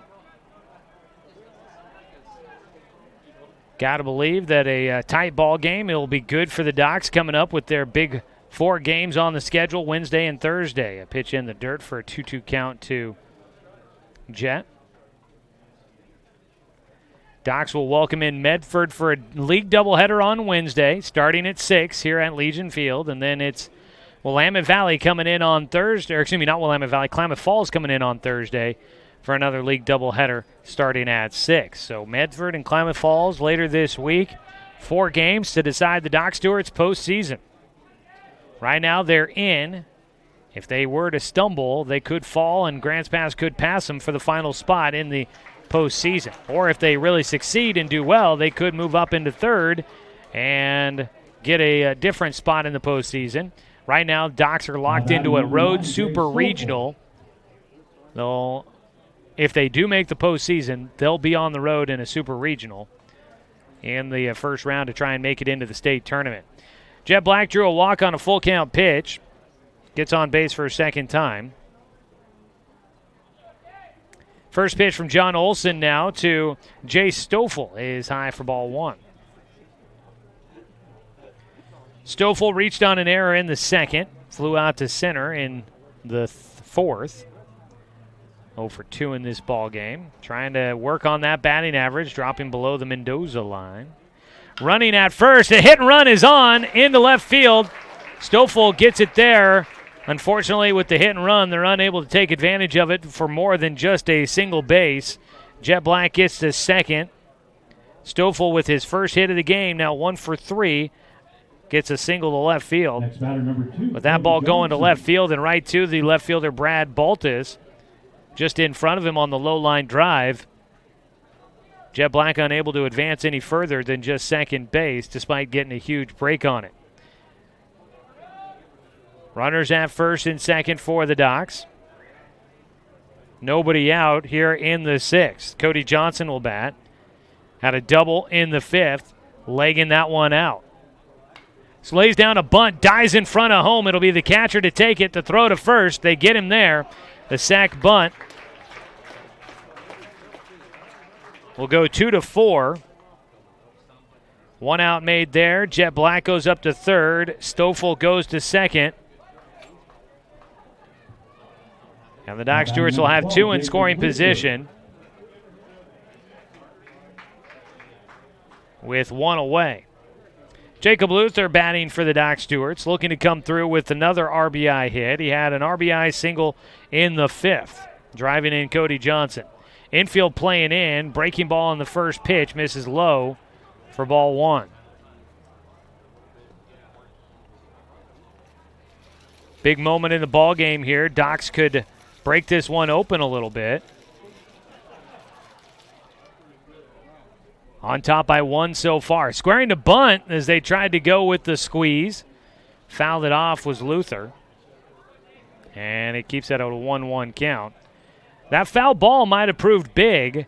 That ball was well outside. It might have been tough to get for Forcer behind the plate, but if Luther doesn't foul it off, you've got Jet Black that could have been dead to rights at third base or an easy tag play at the plate. So that foul ball probably kind of big there. A 1-1 pitch with 1 away in the infield in. Luther swinging. That ball gets through on the left side. Jet will score. They've got Stoffel. They got him waved to the plate. The throw beats him there. He slide in just in time. And Coach Robbins, I thought he was going to head to the plate to talk with the home umpire. Instead, he's talking with the hitter that was in the hole, Sam Guastafaro, trying to tell him where he'd like him to be to help out with helping the runner coming to the plate. So that's a base knock for Jacob Luther. It scores 1 for the Docs. They take a 3-1 advantage. They tried to score 2, but thrown out at home was Jay Stoffel for the second out, and Luther on the throw, making it to second base.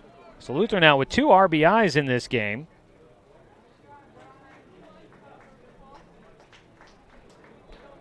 And a pair of singles as we get a call to the pen here. And I use the term pen loosely with nobody in the dugout. The bullpen is on the infield. They'll make a change on the mound. We'll get you all the details as Beaverton going to make a move. John Olson will exit as the pitcher. He moves to a different position on the field. And up to bat, Doc Stewarts will have Drake Bourgeois facing a new man when we come back after this 60-second break. This call to the pen brought to you by Shelby and Migulana Construction. Back after this on 541radio.com and on CBS Sports Radio 1490 The Score. Looking for more local sports coverage? CBS Sports Radio 1490 The Score has you covered. Check out our homepage at 541radio.com for sports stories, scores, and podcasts. And follow us on social media. 1490 The Score is on Twitter, Facebook, and Instagram. And take the station with you wherever you go with the 541 Radio app. Download the app in your smartphone's app store and get access to a live stream of the station, sports stories, podcasts, and easy messaging with the station and others. I am a nurse, a firefighter, a college student, a mother, and I am an American soldier. I will always be ready for every storm and disaster that threatens my community. I will always be there to protect my neighbors, my family, and my country. We are the Army National Guard. We are the Army National Guard. We are the Army National Guard. Visit nationalguard.com to learn more about part-time service.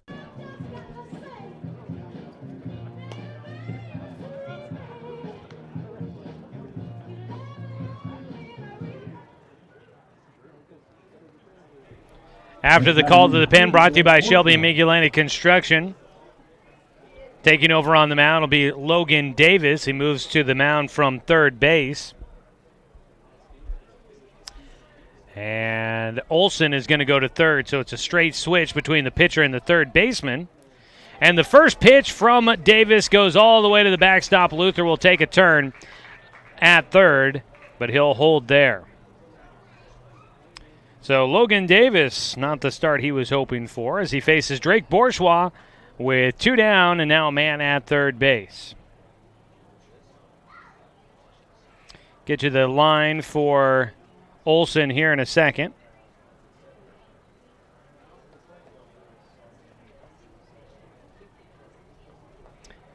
Drake Bourgeois steps back in. A man 90 feet from home now to try and drive in. Bourgeois on the day is 0 for 2. Had reached on an error his last time up. He'll take low for a 2-0 count. Docs in front, 3-1. It's been a tight ball game, but the Docs with 2 runs in the 5th to take a lead, and now another run here in the 6th to stretch the advantage. 2-0 pitch. Bourgeois low and inside from Davis. Has a 3-0 count. So the final line for John Olson is he out at the mound, the catcher Forrester talking with the pitcher Davis. Final line for Olson, 5 2/3. 5 2/3, gave up 6 hits, 3 runs, 2 earned, 2 walks, and 2 strikeouts. For Beaverton, he started out real strong. Doc's able to finally get to him late in the game. And a 4-pitch walk issued by Davis will put Drake Bourgeois on base. Up next, the catcher, Sam Guastafaro. So runners on the corners for the Doc Stewarts with 2 down. Sam Guastafaro will bat. He laid down a sac bunt in the 5th inning for his last at-bat. He stands in here taking low for ball 1. Docs, I got to imagine these guys are not going to be eager to swing at a pitch until they've seen a strike from Logan Davis. A 1-0 count for Guastafaro, and there is a strike. Borderline one there. Top of the strike zone, inside corner. That one on the extremes of the strike zone. Evens it up at a 1-1 count. Guastafaro, runners on the corner. Sun shining bright here in the late evening. Right down the pipe for a strike. The throw to second to get Bourgeois. He tries to run around the tag, and they'll say they got him at second base. Bourgeois trying to run around a tag from the shortstop, Trent Walker, who was kind of flailing to try and get a piece of Bourgeois there at second base. And I think that has Coach Robbins and Bourgeois both a little stunned that they make the out call there. That'll finish things as Bourgeois cut down trying to steal second base.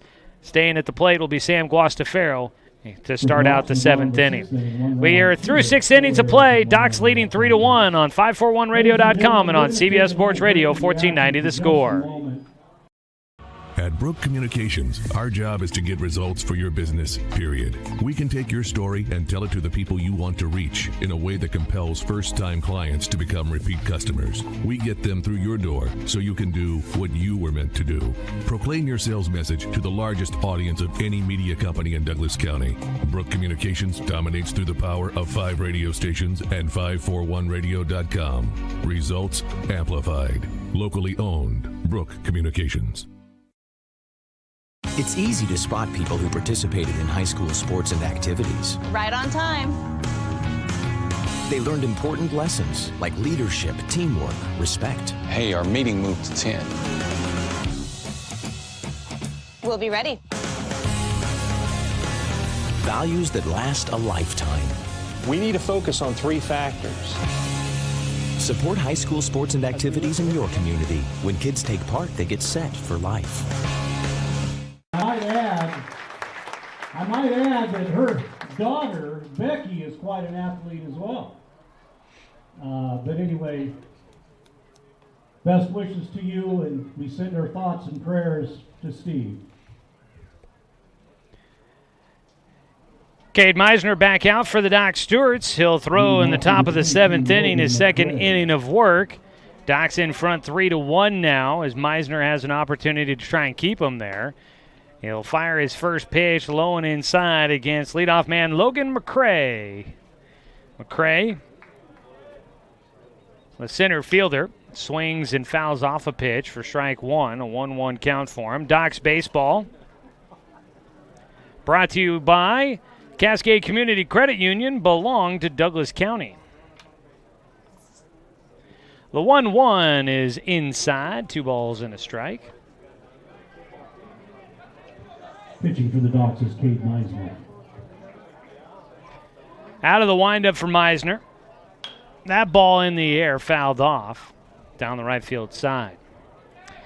So Doc Stewart's right now, they are in 4th place in the Area 4 standings. Only the 5th place team, if Klamath Falls were to stay in last place, where they are right now, only the 5th place team would be left out of the postseason as the ball fouled back again for McCray. Keeps him at a 2-2 count.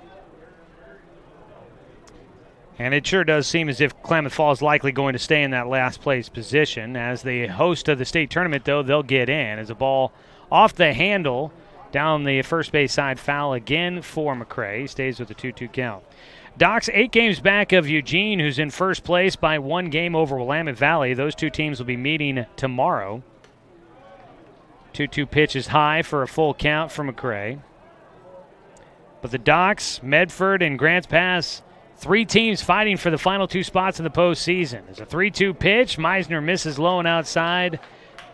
He'll walk the leadoff man for Beaverton. Got ahead in the at-bat, but then let him go. Walk issued to McCray, gets him on base for a second time.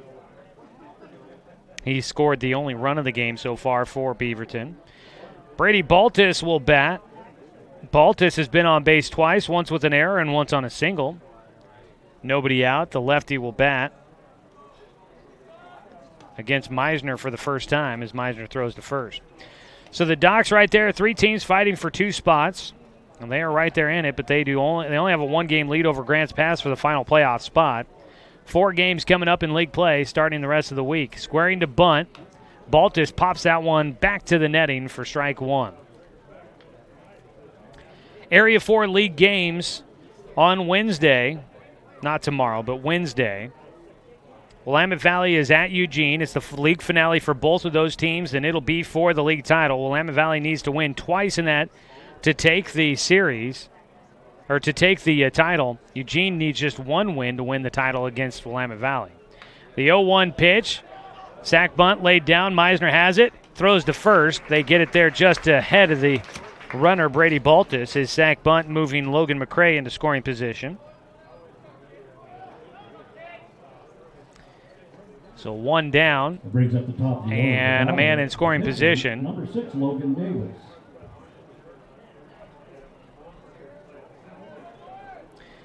Top of the order, Logan Davis will bat. Trying to drive in Logan McCray.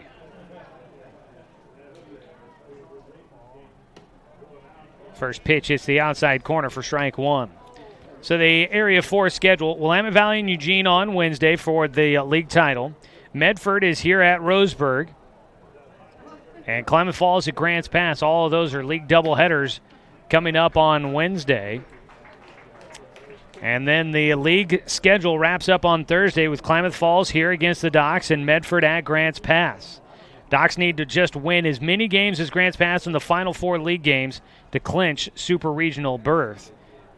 And so if they just stay even with Grants Pass, they'll stay ahead of the Nuggets, which would guarantee the Docs a spot in the postseason. A ball fouled off. It's an 0-2 count. 0-2 count here against Logan Davis.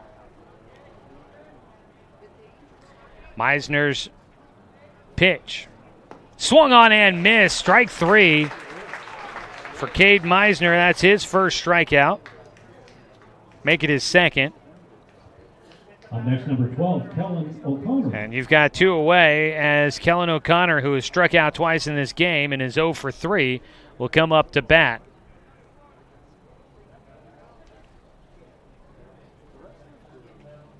Meisner's first pitch.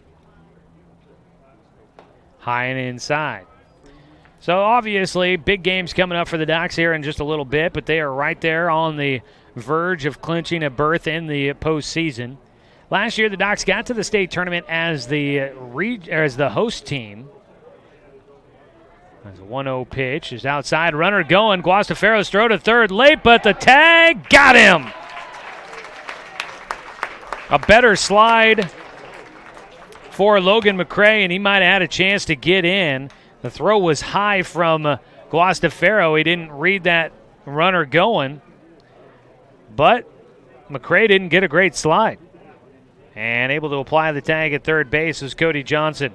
That leaves Kellen O'Connor at the plate with the final out made on the bases. Go to the bottom of the seventh inning. Docs leading 3-1 here on 541radio.com and on CBS Sports Radio 1490 The Score.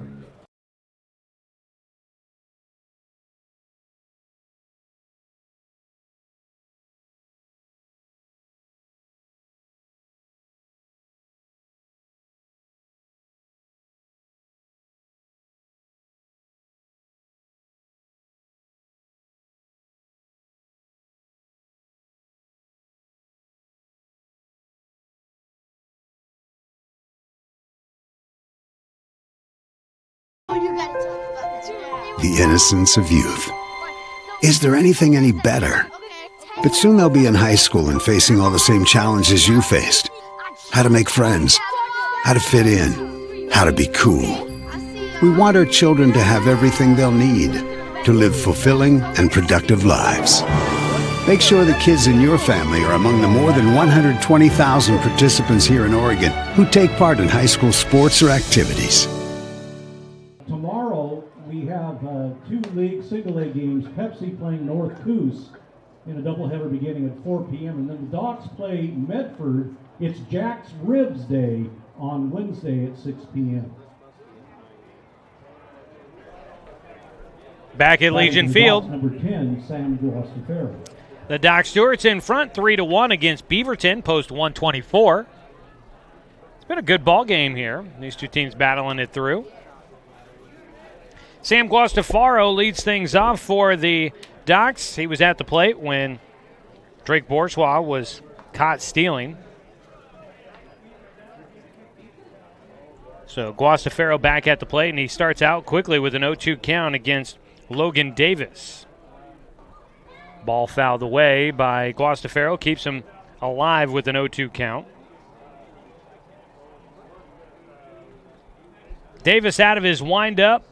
Breaking ball, that one to right field, foul. Stays an 0-2 count for Guastaferro. Sam is 0 for 1 in the game, ground out to third, but he also has a sac bunt. Hits with nobody on and nobody out to lead things off in the bottom of the seventh. Docs up 3-1. Davis's fastball is low for a 1-2 count. Docs scoring 2 in the fifth and 1 in the sixth to take the advantage against Beaverton, who scored 1 in the third to lead 1-0 through the first 4.5 innings. Another pitch bounces in for a 2-2 count now for Guastaferro. Cade Meisner on the mound. He may not get a chance at a save opportunity. It would be a long save if he stayed in the rest of the game. As Guastaferro barrels one out to left field. Not very deep, though, and coming in a few steps to make the catch. Brad Baltus out there. Squeezes for out number 1, retiring Guastaferro. Caden Johnson. So Guastaferro down on the fly ball to Baltus.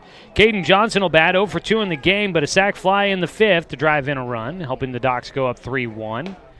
Takes low and outside for a 1-0 count.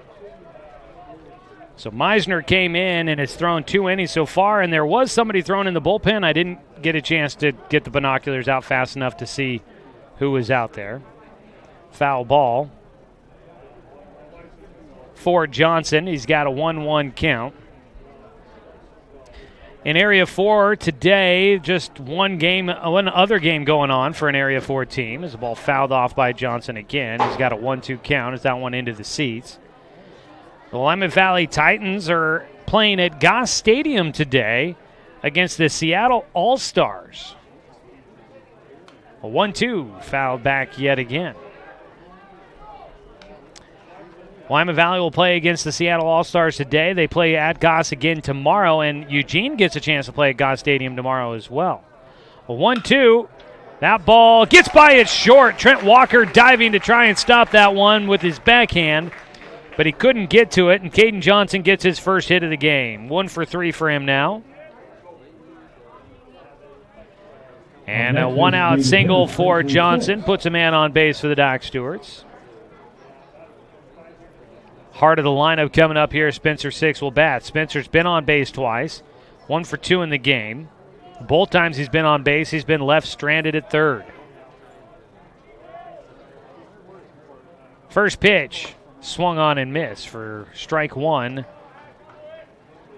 to Spencer. So for Eugene, they're playing at Goss Stadium tomorrow. They played at PK Park here in the last week as well. There's a pitch outside, a 1-1 count now for Spencer. That means that the Eugene Challengers have been able to get a chance to play at both college ballparks here in the state, both the D1 ballparks, University of Oregon and Oregon State University. Those are pretty nice ballparks to play at. PK Park, of course, used for the Class A short season affiliate of the Chicago Cubs, the Eugene Emeralds.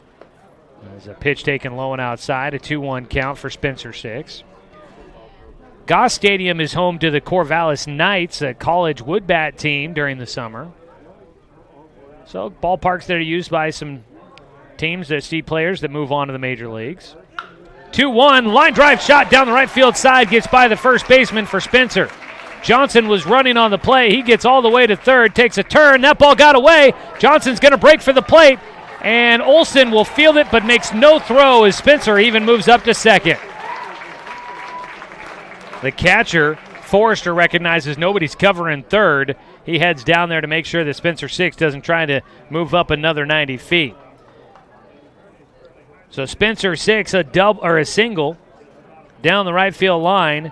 That got Johnson all the way to third, and then an overthrow by the right fielder Number 11, Doran Gillespie. will be an error that drives in Cody Johnson, and that allows Spencer Six to move up to second. Runner at second with 1 out, and Doc's leading 4-1 on top of Beaverton.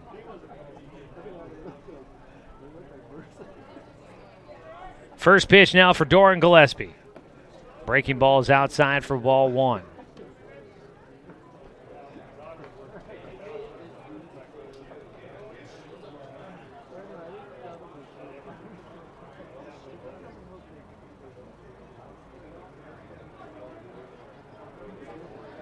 A 1-0 pitch for Gillespie with 6 out at second. He takes a strike at the bottom of the zone, a 1-1 count.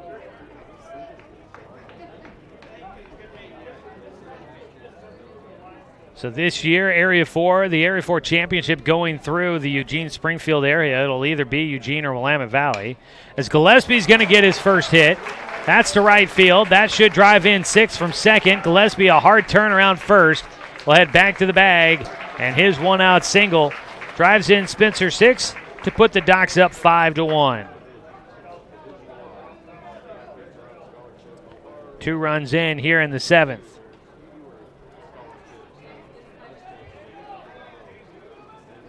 Next batter, number 18, Jet Black. So Doran Gillespie, back-to-back strikeouts in his previous 2 at-bats. This time gets a line drive, perfect base hit to right field, and is able to get his first hit of the game. Logan Davis gets a quick visit to the mound from Phoenix Forrester, the catcher. Jet Black will bat. He is 1 for 2 on the night. Reached on a walk in the 6th and came around to score a run. First pitch is in for strike 1.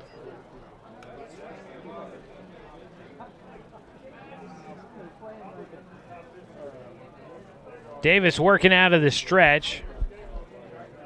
Misses high, a throw down to first. Gillespie back in safely. Docs will get tomorrow off while most of the rest of Area 4 is pretty busy tomorrow. It looked like most of the rest of the league is in action tomorrow in non-league games. So we'll see if that helps the Docs out, getting a night to rest up a little bit more. It is a busy stretch of the season, and the Docs, the month of July has been pretty nonstop. Not a lot of off days. And so I feel like a day off before 4 big league games, not a bad thing. Ground ball softly hit towards third, picked up by Olson. He throws to second for 1. The throw to first will not be in time. Beating it out is Jet Black. They get Gillespie at second base for the second out. So Jet gets on with the fielder's choice. Up next, number 9, Jay Stoffel. Brings up Jay Stoffel. 1 for 3 tonight for Stoffel. First pitch swinging is fouled off. Doc's exploding for a couple more runs. Here in the 7th, they've scored all their runs in the 5th, 6th, and 7th inning. Breaking ball inside against Stoffel gives them a 1-1 count. A 9-inning contest. So if a new pitcher comes in, it will not be a save opportunity. The ball fouled back. Strike 2 for Jay Stoffel. I would believe, and we don't keep these stats, but I would believe, technically, if it was in the majors, I believe Cade Meisner would get credit for a hold in the situation he came into. A 1-2 pitch for Stoffel is popped high in the air, out towards right field. Could be trouble. Charging in hard is Matt Gibbs, the right fielder, who makes the catch for the final out. That will finish things off for the Doc Stewarts here in the 7th inning, but 2 runs come in, and the Docs now lead at 5-1. Head to the top of the 8th inning. Doc Stewart's trying to hang on to the lead against Beaverton when we come back on 541radio.com and on CBS Sports Radio 1490 The Score. Hey there, sports fans. Thanks for watching this local sporting event online at 541radio.com. Did you know there's more than one way to watch games online? You can watch games on your laptop or desktop computer, your tablet, or even your smartphone just by going to 541radio.com.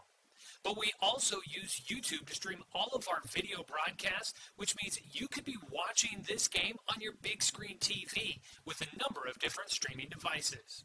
You can stream our live YouTube broadcast through your PlayStation or Xbox gaming device or through streaming devices like Google Chromecast, Apple TV, or Roku. There's plenty of ways to follow this live local sporting event. Plus, you can find past events archived on 1490 The Score's YouTube channel. Find us on YouTube and subscribe today to keep up with the latest in local sports coverage.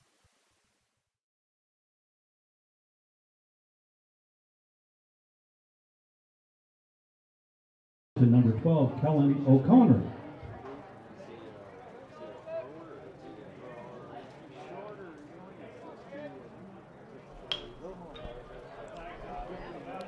First pitch of the 8th inning from Cade Meisner to Kellen O'Connor was fouled off. Meisner fell to the ground, lost a footing on his placement foot. He fires back in with another strike as we start things off here in the 8th inning. Doc Stewart's in front 5-1 on top of Beaverton. Today's game brought to you by Douglas County Farmers Co-op, where everyone's welcome to shop. Chopper back to the mound. The comebacker fielded by Meisner. And over to Stoffel for the out. 0 for 4 day for Kellen O'Connor. 1 down. Up next, number 13, and up John to bat, Olson. John Olson, now the third baseman. He is 0 for 2, was hit by a pitch his last time up. All these batters to start out this inning, the first 3 up, will be facing Cade Meisner for the first time. First pitch from Meisner misses inside for ball 1 to Olson.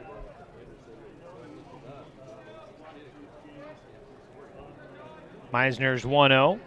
Breaking ball that hits for a strike.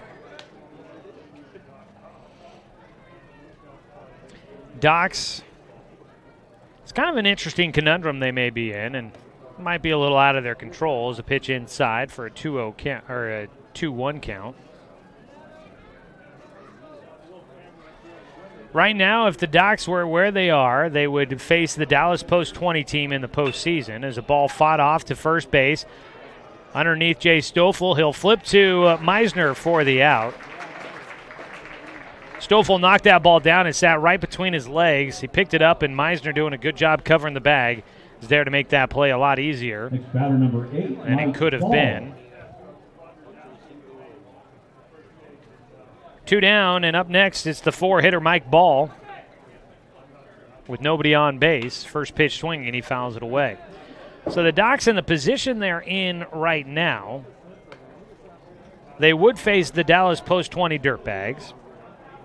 But then if they win that, they would face Klamath Falls in the first round of the state tournament. Breaking ball in for strike 2 from Meisner. So while nobody's going to be easy at that point in the season, Klamath Falls has had a struggle of a season. A pitch for ball 1. Klamath Falls is at the moment just 2-14 in league games, and they've won all of 4 games all season. There's a ball into the air out to left field, and Bourgeois looks like he's there. So the question may be, do the Doc Stewarts, are they okay with staying where they're at in the standings? Just stay in 4th place in the Area 4 standings with the hopes that they can get through the Dallas Post 20 Dirtbags and get to the state tournament to take on Klamath Falls in a first-round matchup, maybe setting themselves up with a slightly easier draw than some of the other matchups they may have. That is the strategy to what's going on this time of the season. We go to the bottom of the 8th, though. Doc Stewart's, I know the focus is just getting to the postseason. They lead right now 5-1 against the Beaverton Post 124 squad. We'll come back with the bottom of the 8th inning in this 9-inning contest on 541radio.com and on CBS Sports Radio 1490 The Score. Season is finally here, but remember, respect the water. Don't swim and don't go in the water if it's under 60 degrees. Swimming in water under 60 degrees is life-threatening. It could cause hypothermia, which means your limbs paralyzed and you can't get out of the water. Each day, the water temperature of the Umpqua River will be posted on kpic.com and kval.com, and in the morning weather on KPIC. Respect the water. Know the temperature. Brought to you by the Respect the Water Safety Committee. What rhymes with great? Participate. Where does greatness start? Here, in the classroom. On the stage. In the pool. On the field. Where will your greatness take you? To better grades. To more friends. Yeah! Be great. Participate!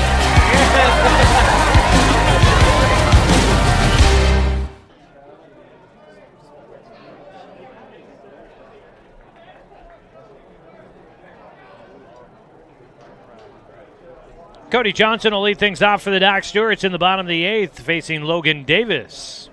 Doc's leading 5-1. First pitch, ball 1. Today's game brought to you by Fisher's Hearth and Home, serving Douglas County for over 30 years with the largest selection of wood, gas, pellet, and electric stoves and fireplaces. 2-0 count now for Cody Johnson, 1 for 2 in the game. Johnson with a double in the 5th inning, eventually came around to score. First run of the game for the Doc Stewarts.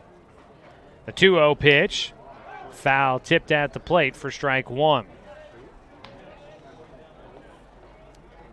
Docs 3 outs away defensively from getting a win here against the visiting Post 124 squad. Ground ball comebacker to the mound. Davis will reach low and fields that one. Jogs over to first base to make the play. Retiring Cody Johnson will be 1 for 3 in the game. Up next, number 12, Jacob Luther. Johnson with a double and a sac bunt in there.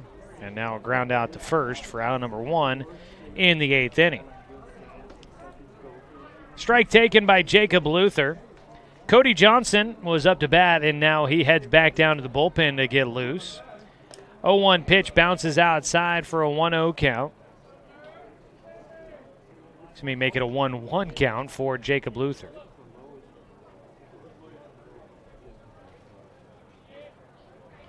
The 1-1 Luther puts in the air out towards left.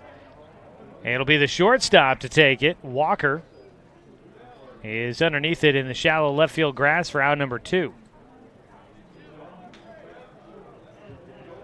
2 down. The batter now is number 3, Drake Bourgeois. Drake Bourgeois will come up to bat next for the Doc Stewarts. Bourgeois is 0 for 2. Drew a walk his last time up. No one count for him to start out. Grounds it towards third base, short. It'll be the third baseman. Throw to first, just able to stay on the bag was Kellen O'Connor. And that will finish things off for the Doc Stewarts. A 1-2-3 inning. Olson making the play to first. And that retires the Doc Stewarts in the 8th inning. But they need just 3 more outs to secure this victory as we head to the top of the 9th. This is Doc Stewart's Baseball on 541radio.com and on CBS Sports Radio, 1490 The Score. It's easy to spot people who participated in high school sports and activities. Right on time. They learned important lessons like leadership, teamwork, respect. Hey, our meeting moved to 10. We'll be ready. Values that last a lifetime. We need to focus on 3 factors. Support high school sports and activities in your community. When kids take part, they get set for life.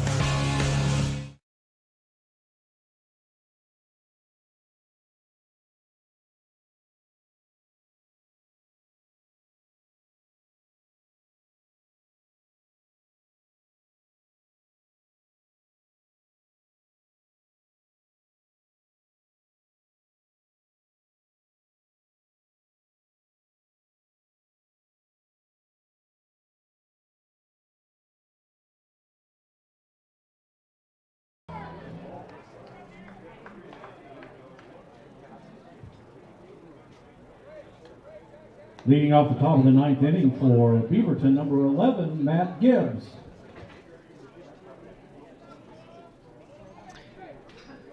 Back here for the top of the 9th inning, Doc Stewart's Baseball in front 5-1 against Beaverton. First pitch for Cody Johnson, the new man on the mound, is high for ball 1. Cody Johnson moves from third to the mound. Cade Meisner goes from the mound to first, and first baseman Jay Stoffel moves to third base to take over for Johnson. 2-0 count for Cody as he faces Matt Gibbs to lead things off here in the 9th inning. This call of the pen's been brought to you by Shelby Migulana Construction, building relationships, your local leaders for any project big or small, 30 years of quality, affordable work. Call Shelby at Migulana or visit their website, webuildhouses.com. Cody Johnson, a 3-0 count now against Matt Gibbs to lead off the 9th inning. A 4-run lead, not a save opportunity for Cody. A 3-0 pitch is high and outside for ball 4. So Cody gives up a leadoff walk on 4 straight pitches to the first batter he faces. Next batter, number 15, Phoenix Forrester. Johnson needing just 3 outs to make sure the Docs get this win. It would be their 21st of the season. Breaking ball is inside, misses for a 1-0 count here to Phoenix Forrester. 5 straight pitches that have missed. Tonight's game been brought to you by Good Vibration Solutions for home theater and automotive audio. You can feel it at Good Vibes. High for a 2-0 count.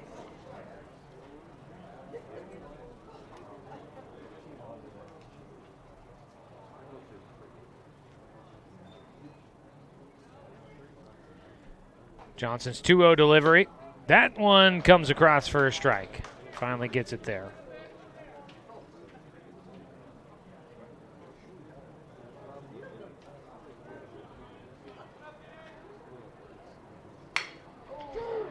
Ground ball chopper to third. Stoffel sends it to Luther, sends it to Meisner, a double play. Doc's defense backing up Johnson. That was a sharp turn double play. Stoffel to Luther to Meisner to clear the bases and get 2 quick outs for the Doc Stewarts. Needing 1 more up on Beaverton by 4. First pitch, swing and a miss for Trent Walker. Walker is 0 for 2 in the game with a walk. Takes a strike on the inside corner, and he's down to his final strike.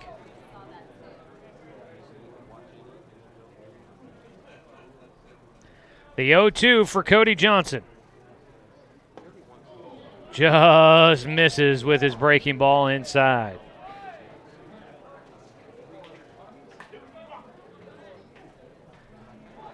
A 1-2 pitch to finish it off here for Cody. Can he do it? Ground ball to third base. Stoffel up with it. Throw to Meisner. There it is. Ball game. Doc Stewart's win against Beaverton. And that's a ball game, ladies and gentlemen. And they will match a season-high win total with 4 straight. And Doc Stewart's hopefully building some positive momentum as they head into 2 days that will define their season. Final 4 league games coming up next for the Doc Stewarts. Wednesday and Thursday. They have Tuesday off to get themselves ready for it. Docs get a big win here tonight against Beaverton. 5-1 the final score. We'll be back with your Roseburg Disposal postgame show after this on 541radio.com and on CBS Sports Radio 1490 The Score. Season is finally here, but remember, respect the water. Don't swim and don't go in the water if it's under 60 degrees. Swimming in water under 60 degrees is life-threatening. It could cause hypothermia, which means your limbs paralyzed and you can't get out of the water. Each day, the water temperature of the Umpqua River will be posted on kpic.com and kval.com, and in the morning weather on KPIC. Respect the water. Know the temperature. Brought to you by the Respect the Water Safety Committee.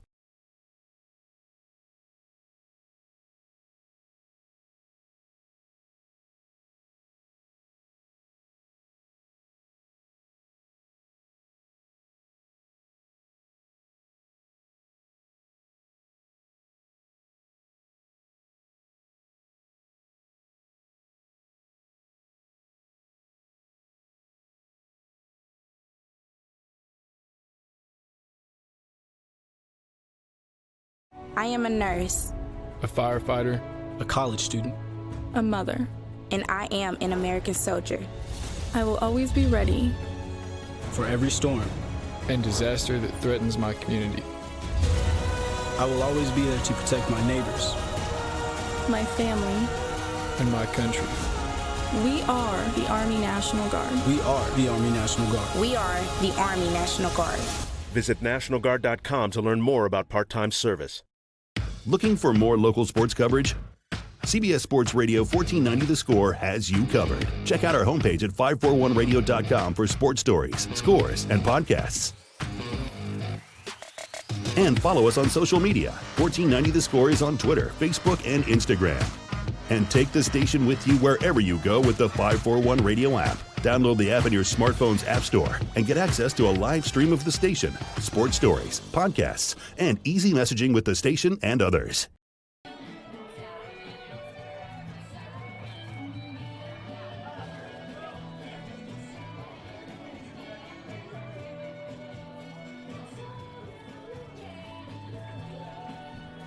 Final score in tonight's ball game, your Roseburg Dr. Stewarts win it 5-1. Welcome everybody in to your Roseburg Disposal postgame show. Let them make the run to the dump for you. That's Roseburg Disposal. Tonight the Doc Stewarts win their 4th straight ball game, and that matches their season high as they pick up the victory against Beaverton. Beaverton will fall to 22-9 on the year. Docs go to 21-16 on the season and get ready to try and carry some of this positive momentum into a big series of doubleheaders coming up Wednesday and Thursday in Area 4 League play. As we bring you the Roseburg Disposal postgame show, we'll take a look at your game recap brought to you by the News Review Sports section for more on tonight's game and for a look at what's coming up for the Doc Stewarts. Make sure you pick up a print edition of the News Review tomorrow on newsstands near you or on your front doorstep if you are a subscriber to the News Review. So Doc Stewarts get the win 5-1. This one played out. Doc's down 1-0 after 3 innings as the Beaverton squad would get a run in the top of the 3rd on a throwing error by Austin Anderson. But then in the bottom of the 5th inning, Doc Stewarts finally get on the board against starting pitcher John Olson. Docs would score 2 runs in the 5th. An RBI single by Jacob Luther scored Cody Johnson, who got on base with a leadoff double. And then Luther would come around to score on a sac fly by Caden Johnson to make it 2-1. Docs in front. Docs tacked on another run in the 6th inning on a on a base hit by Jacob Luther, his second RBI of the game. And then in the 7th inning, the Docs would put 2 more runs up on the board to get to 5 runs total. A run coming in on a single by Doran Gillespie, and another run scoring on a throwing error by right fielder Matt Gibbs. And that would be the 5 runs for the Doc Stewarts in today's ball game. As we look at your Garrettson Building Supply scoreboard update, the final score, the final tallies on the scoreboard: 1 run on 4 hits, 3 errors for Beaverton, 5 runs on 9 hits, and 1 error for the Doc Stewarts. Both teams leaving 6 men on base. When we come back, we'll take a look at offensive numbers for you, as well as the pitching numbers from tonight's matchup. So don't go anywhere, folks. More of the Roseburg Disposal postgame show coming up after this on 541radio.com and on CBS Sports Radio 1490 The Score. Season is finally here, but remember, respect the water. Don't swim and don't go in the water if it's under 60 degrees. Swimming in water under 60 degrees is life-threatening. It could cause hypothermia, which means your limbs paralyzed and you can't get out of the water. Each day, the water temperature of the Umpqua River will be posted on kpic.com and kval.com, and in the morning weather on KPIC. Respect the water. Know the temperature. Brought to you by the Respect the Water Safety Committee. It's easy to spot people who participated in high school sports and activities. Right on time. They learned important lessons like leadership, teamwork, respect. Hey, our meeting moved to 10. We'll be ready. Values that last a lifetime. We need to focus on 3 factors. Support high school sports and activities in your community. When kids take part, they get set for life. At Brook Communications, our job is to get results for your business, period. We can take your story and tell it to the people you want to reach in a way that compels first-time clients to become repeat customers. We get them through your door so you can do what you were meant to do. Proclaim your sales message to the largest audience of any media company in Douglas County. Brook Communications dominates through the power of 5 radio stations and 541radio.com. Results amplified. Locally owned. Brook Communications. What rhymes with great? Participate. Where does greatness start? Here, in the classroom. On the stage. In the pool. On the field. Where will your greatness take you? To better grades. To more friends. Yeah! Be great. Participate!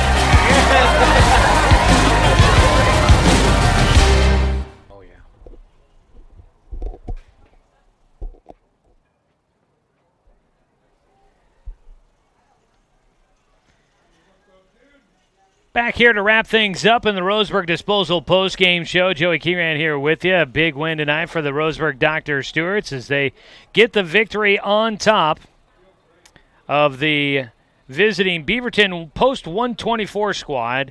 That team is likely going to be in the postseason out of Area 2 coming up here next week. But tonight, Doc's able to get the better of them. They were a bit shorthanded, only 9 players total for them here tonight. But Doc Stewart's fighting their way through to get a big win against Beaverton. Final numbers again: 5 runs on 9 hits and 1 error for the Doc Stewarts, 1 run on 4 hits and 3 errors for Beaverton. Doc Stewart's able to get the win to go to 21-16 on the season. Beaverton falls to 22-9 on the year. Taking a look at the numbers, getting the win tonight will be Austin Anderson, the starter for the Doc Stewarts. He goes 5 innings, gave up 4 hits, 1 run. It was unearned, 1 walk and 3 strikeouts. Anderson comes out after the 5th inning, but the Doc Stewarts got the lead in the bottom of the 5th. So Anderson never pitched with a lead, but he was still the pitcher of record when the Docs took the lead. And so Austin Anderson will get the win tonight. He improves to 3-1 on the season. 4 hits allowed by Anderson, 1 run. It was unearned, 1 walk and 3 strikeouts. He did hit 1 batter as well. Cade Meisner came in. I think he would technically get a hold in the situation, but he pitched 3 innings, did not give up a hit, no runs, 1 walk and 2 strikeouts. Cody Johnson pitched the 7th, not a save opportunity. Gets 1 inning of work, no hits, no runs, 1 walk and no strikeouts. Taking the loss for Beaverton, John Olson, 5 2/3 innings worked. He gave up 6 hits, 3 runs, 2 earned, 2 walks, and 2 strikeouts. Logan Davis came on in relief. He gave up an extra 2 runs on 3 hits over 2 1/3 innings. He gave up 1 walk and no strikeouts. So that is the pitching numbers here tonight. On the other side of things for the Doc Stewarts and for Beaverton, looking at the offensive numbers, 4 hits in the ball game for Beaverton, 1 for 4 for Mike Ball, 1 for 4 for Phoenix Forrester, 1 for 2 for Logan McCray with a run scored. He had a walk as well. And Brady Baltus at the bottom of the lineup, 1 for 2 in the ball game there. He did have a sacrifice bunt in the game as well. On the other side for the Roseburg Dr. Stewarts, 1 for 3 for Caden Johnson at the top of the lineup with an RBI. 2 for 3 for Spencer Sticks with a run scored. 1 for 4 for Doran Gillespie with an RBI. That, I believe, puts him at 30 on, or no, he already had gotten over 30, 33 on the season for him. Let's see here. Jet Black, 1 for 3 with a run scored. Jay Stoffel, 1 for 4. 1 for 3 for Caden Johnson. 2 for 4 for Jacob Luther with 2 RBI. And bottom of the lineup, unable to produce a hit here tonight, but a walk for Drake Bourgeois. He got on base twice in the game, reaching once on an error. And Sam Guastafaro, while he did not have a hit, he did have a sacrifice bunt that helped put together a big 5th inning where the Doc Stewarts took the lead for good. So maybe didn't have a hit, but they did still produce in the lineup for the Doc Stewarts. Docs get the win here tonight. Big one for them. And now they look to try and carry that momentum into a couple of big doubleheaders coming up Wednesday and Thursday. Docs will take on Medford here at home on Wednesday. Then they will host Klamath Falls on Thursday to finish out the league play. They have one last doubleheader on the schedule against Beaverton on Saturday. That will finish out the regular season before the Doc Stewarts then turn their attention to a super regional matchup on the road somewhere. That is the hope for the Doc Stewarts, but nothing is clinched as of yet. As we wrap things up, it's time now here in the postgame show to name our Joe's Towing Player of the Game. And coming through in the clutch for you, that is Joe's Towing, your local towing professionals. Jacob Luther had a nice night. I think that is for sure. Luther driving in the tying run and then scoring the go-ahead run. He also drove in the first insurance run for the Doc Stewarts.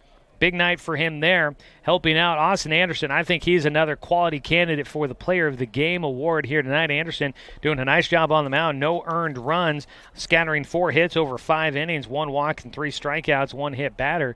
That is pretty much a coin toss for me there. The pitching gets the Docs, keeps the Docs in this one. Pitching staff did a really nice job here tonight. I think I'm going to outweigh the offense from Jacob Luther, which was really good, with the pitching from tonight's staff, and I'm going to give it to Austin Anderson, our player of the game here tonight, brought to you by Joe's Towing. It could have really gone multiple directions there, but I'm going to give it to Austin Anderson on getting the big win here tonight. Austin has had a couple of nice starts his last few times out, and so that's a big one there for him. And wearing number 16, that means he's going to be our next player interview coming up on Wednesday, so stay tuned for that. Do want to say thanks to Jonathan Stone for joining us in the pregame for that player interview. That's going to wrap it up for us here, folks, from Legion Field tonight. Doc Stewarts get a 5-1 victory against Beaverton. Now turn their attention to Medford coming up in the near future. On Wednesday night, they'll be hosting the Mustangs. Big Area 4 doubleheader for the Doc Stewarts. I want to say thanks to Beaverton for making the stop here in Roseburg as they make through the Southern Oregon trip there and finish out their regular season. So thanks again to Beaverton for the stop here at Legion Field today. Also want to say thanks to head coach Jeremiah Robbins and the entire Roseburg Legion baseball program here in the Umpqua Basin for allowing us to bring you another season of Doc Stewarts baseball on the radio. Also want to say thanks to Chance Terrell back in the studio for his radio production tonight. And as always, a thanks to you, the fan, for tuning in for tonight's broadcast, because, of course, without you, I'm just a guy sitting here talking to myself. I'm Joey Kieran, folks. We will talk to you again on Wednesday night when the Roseburg Dr. Stewarts welcome in the Medford Mustangs for an Area 4 doubleheader with a lot riding on the line for two teams trying to make the push to the postseason. Doc Stewarts will be getting ready to go with Game 1 of that doubleheader starting at 6 o'clock. Our pregame coverage will start at 5:45. You can catch the action streaming live online at 541radio.com or right here on Douglas County's Home for Sports, CBS Sports Radio, 1490 The Score. All right, thanks, Chance. We will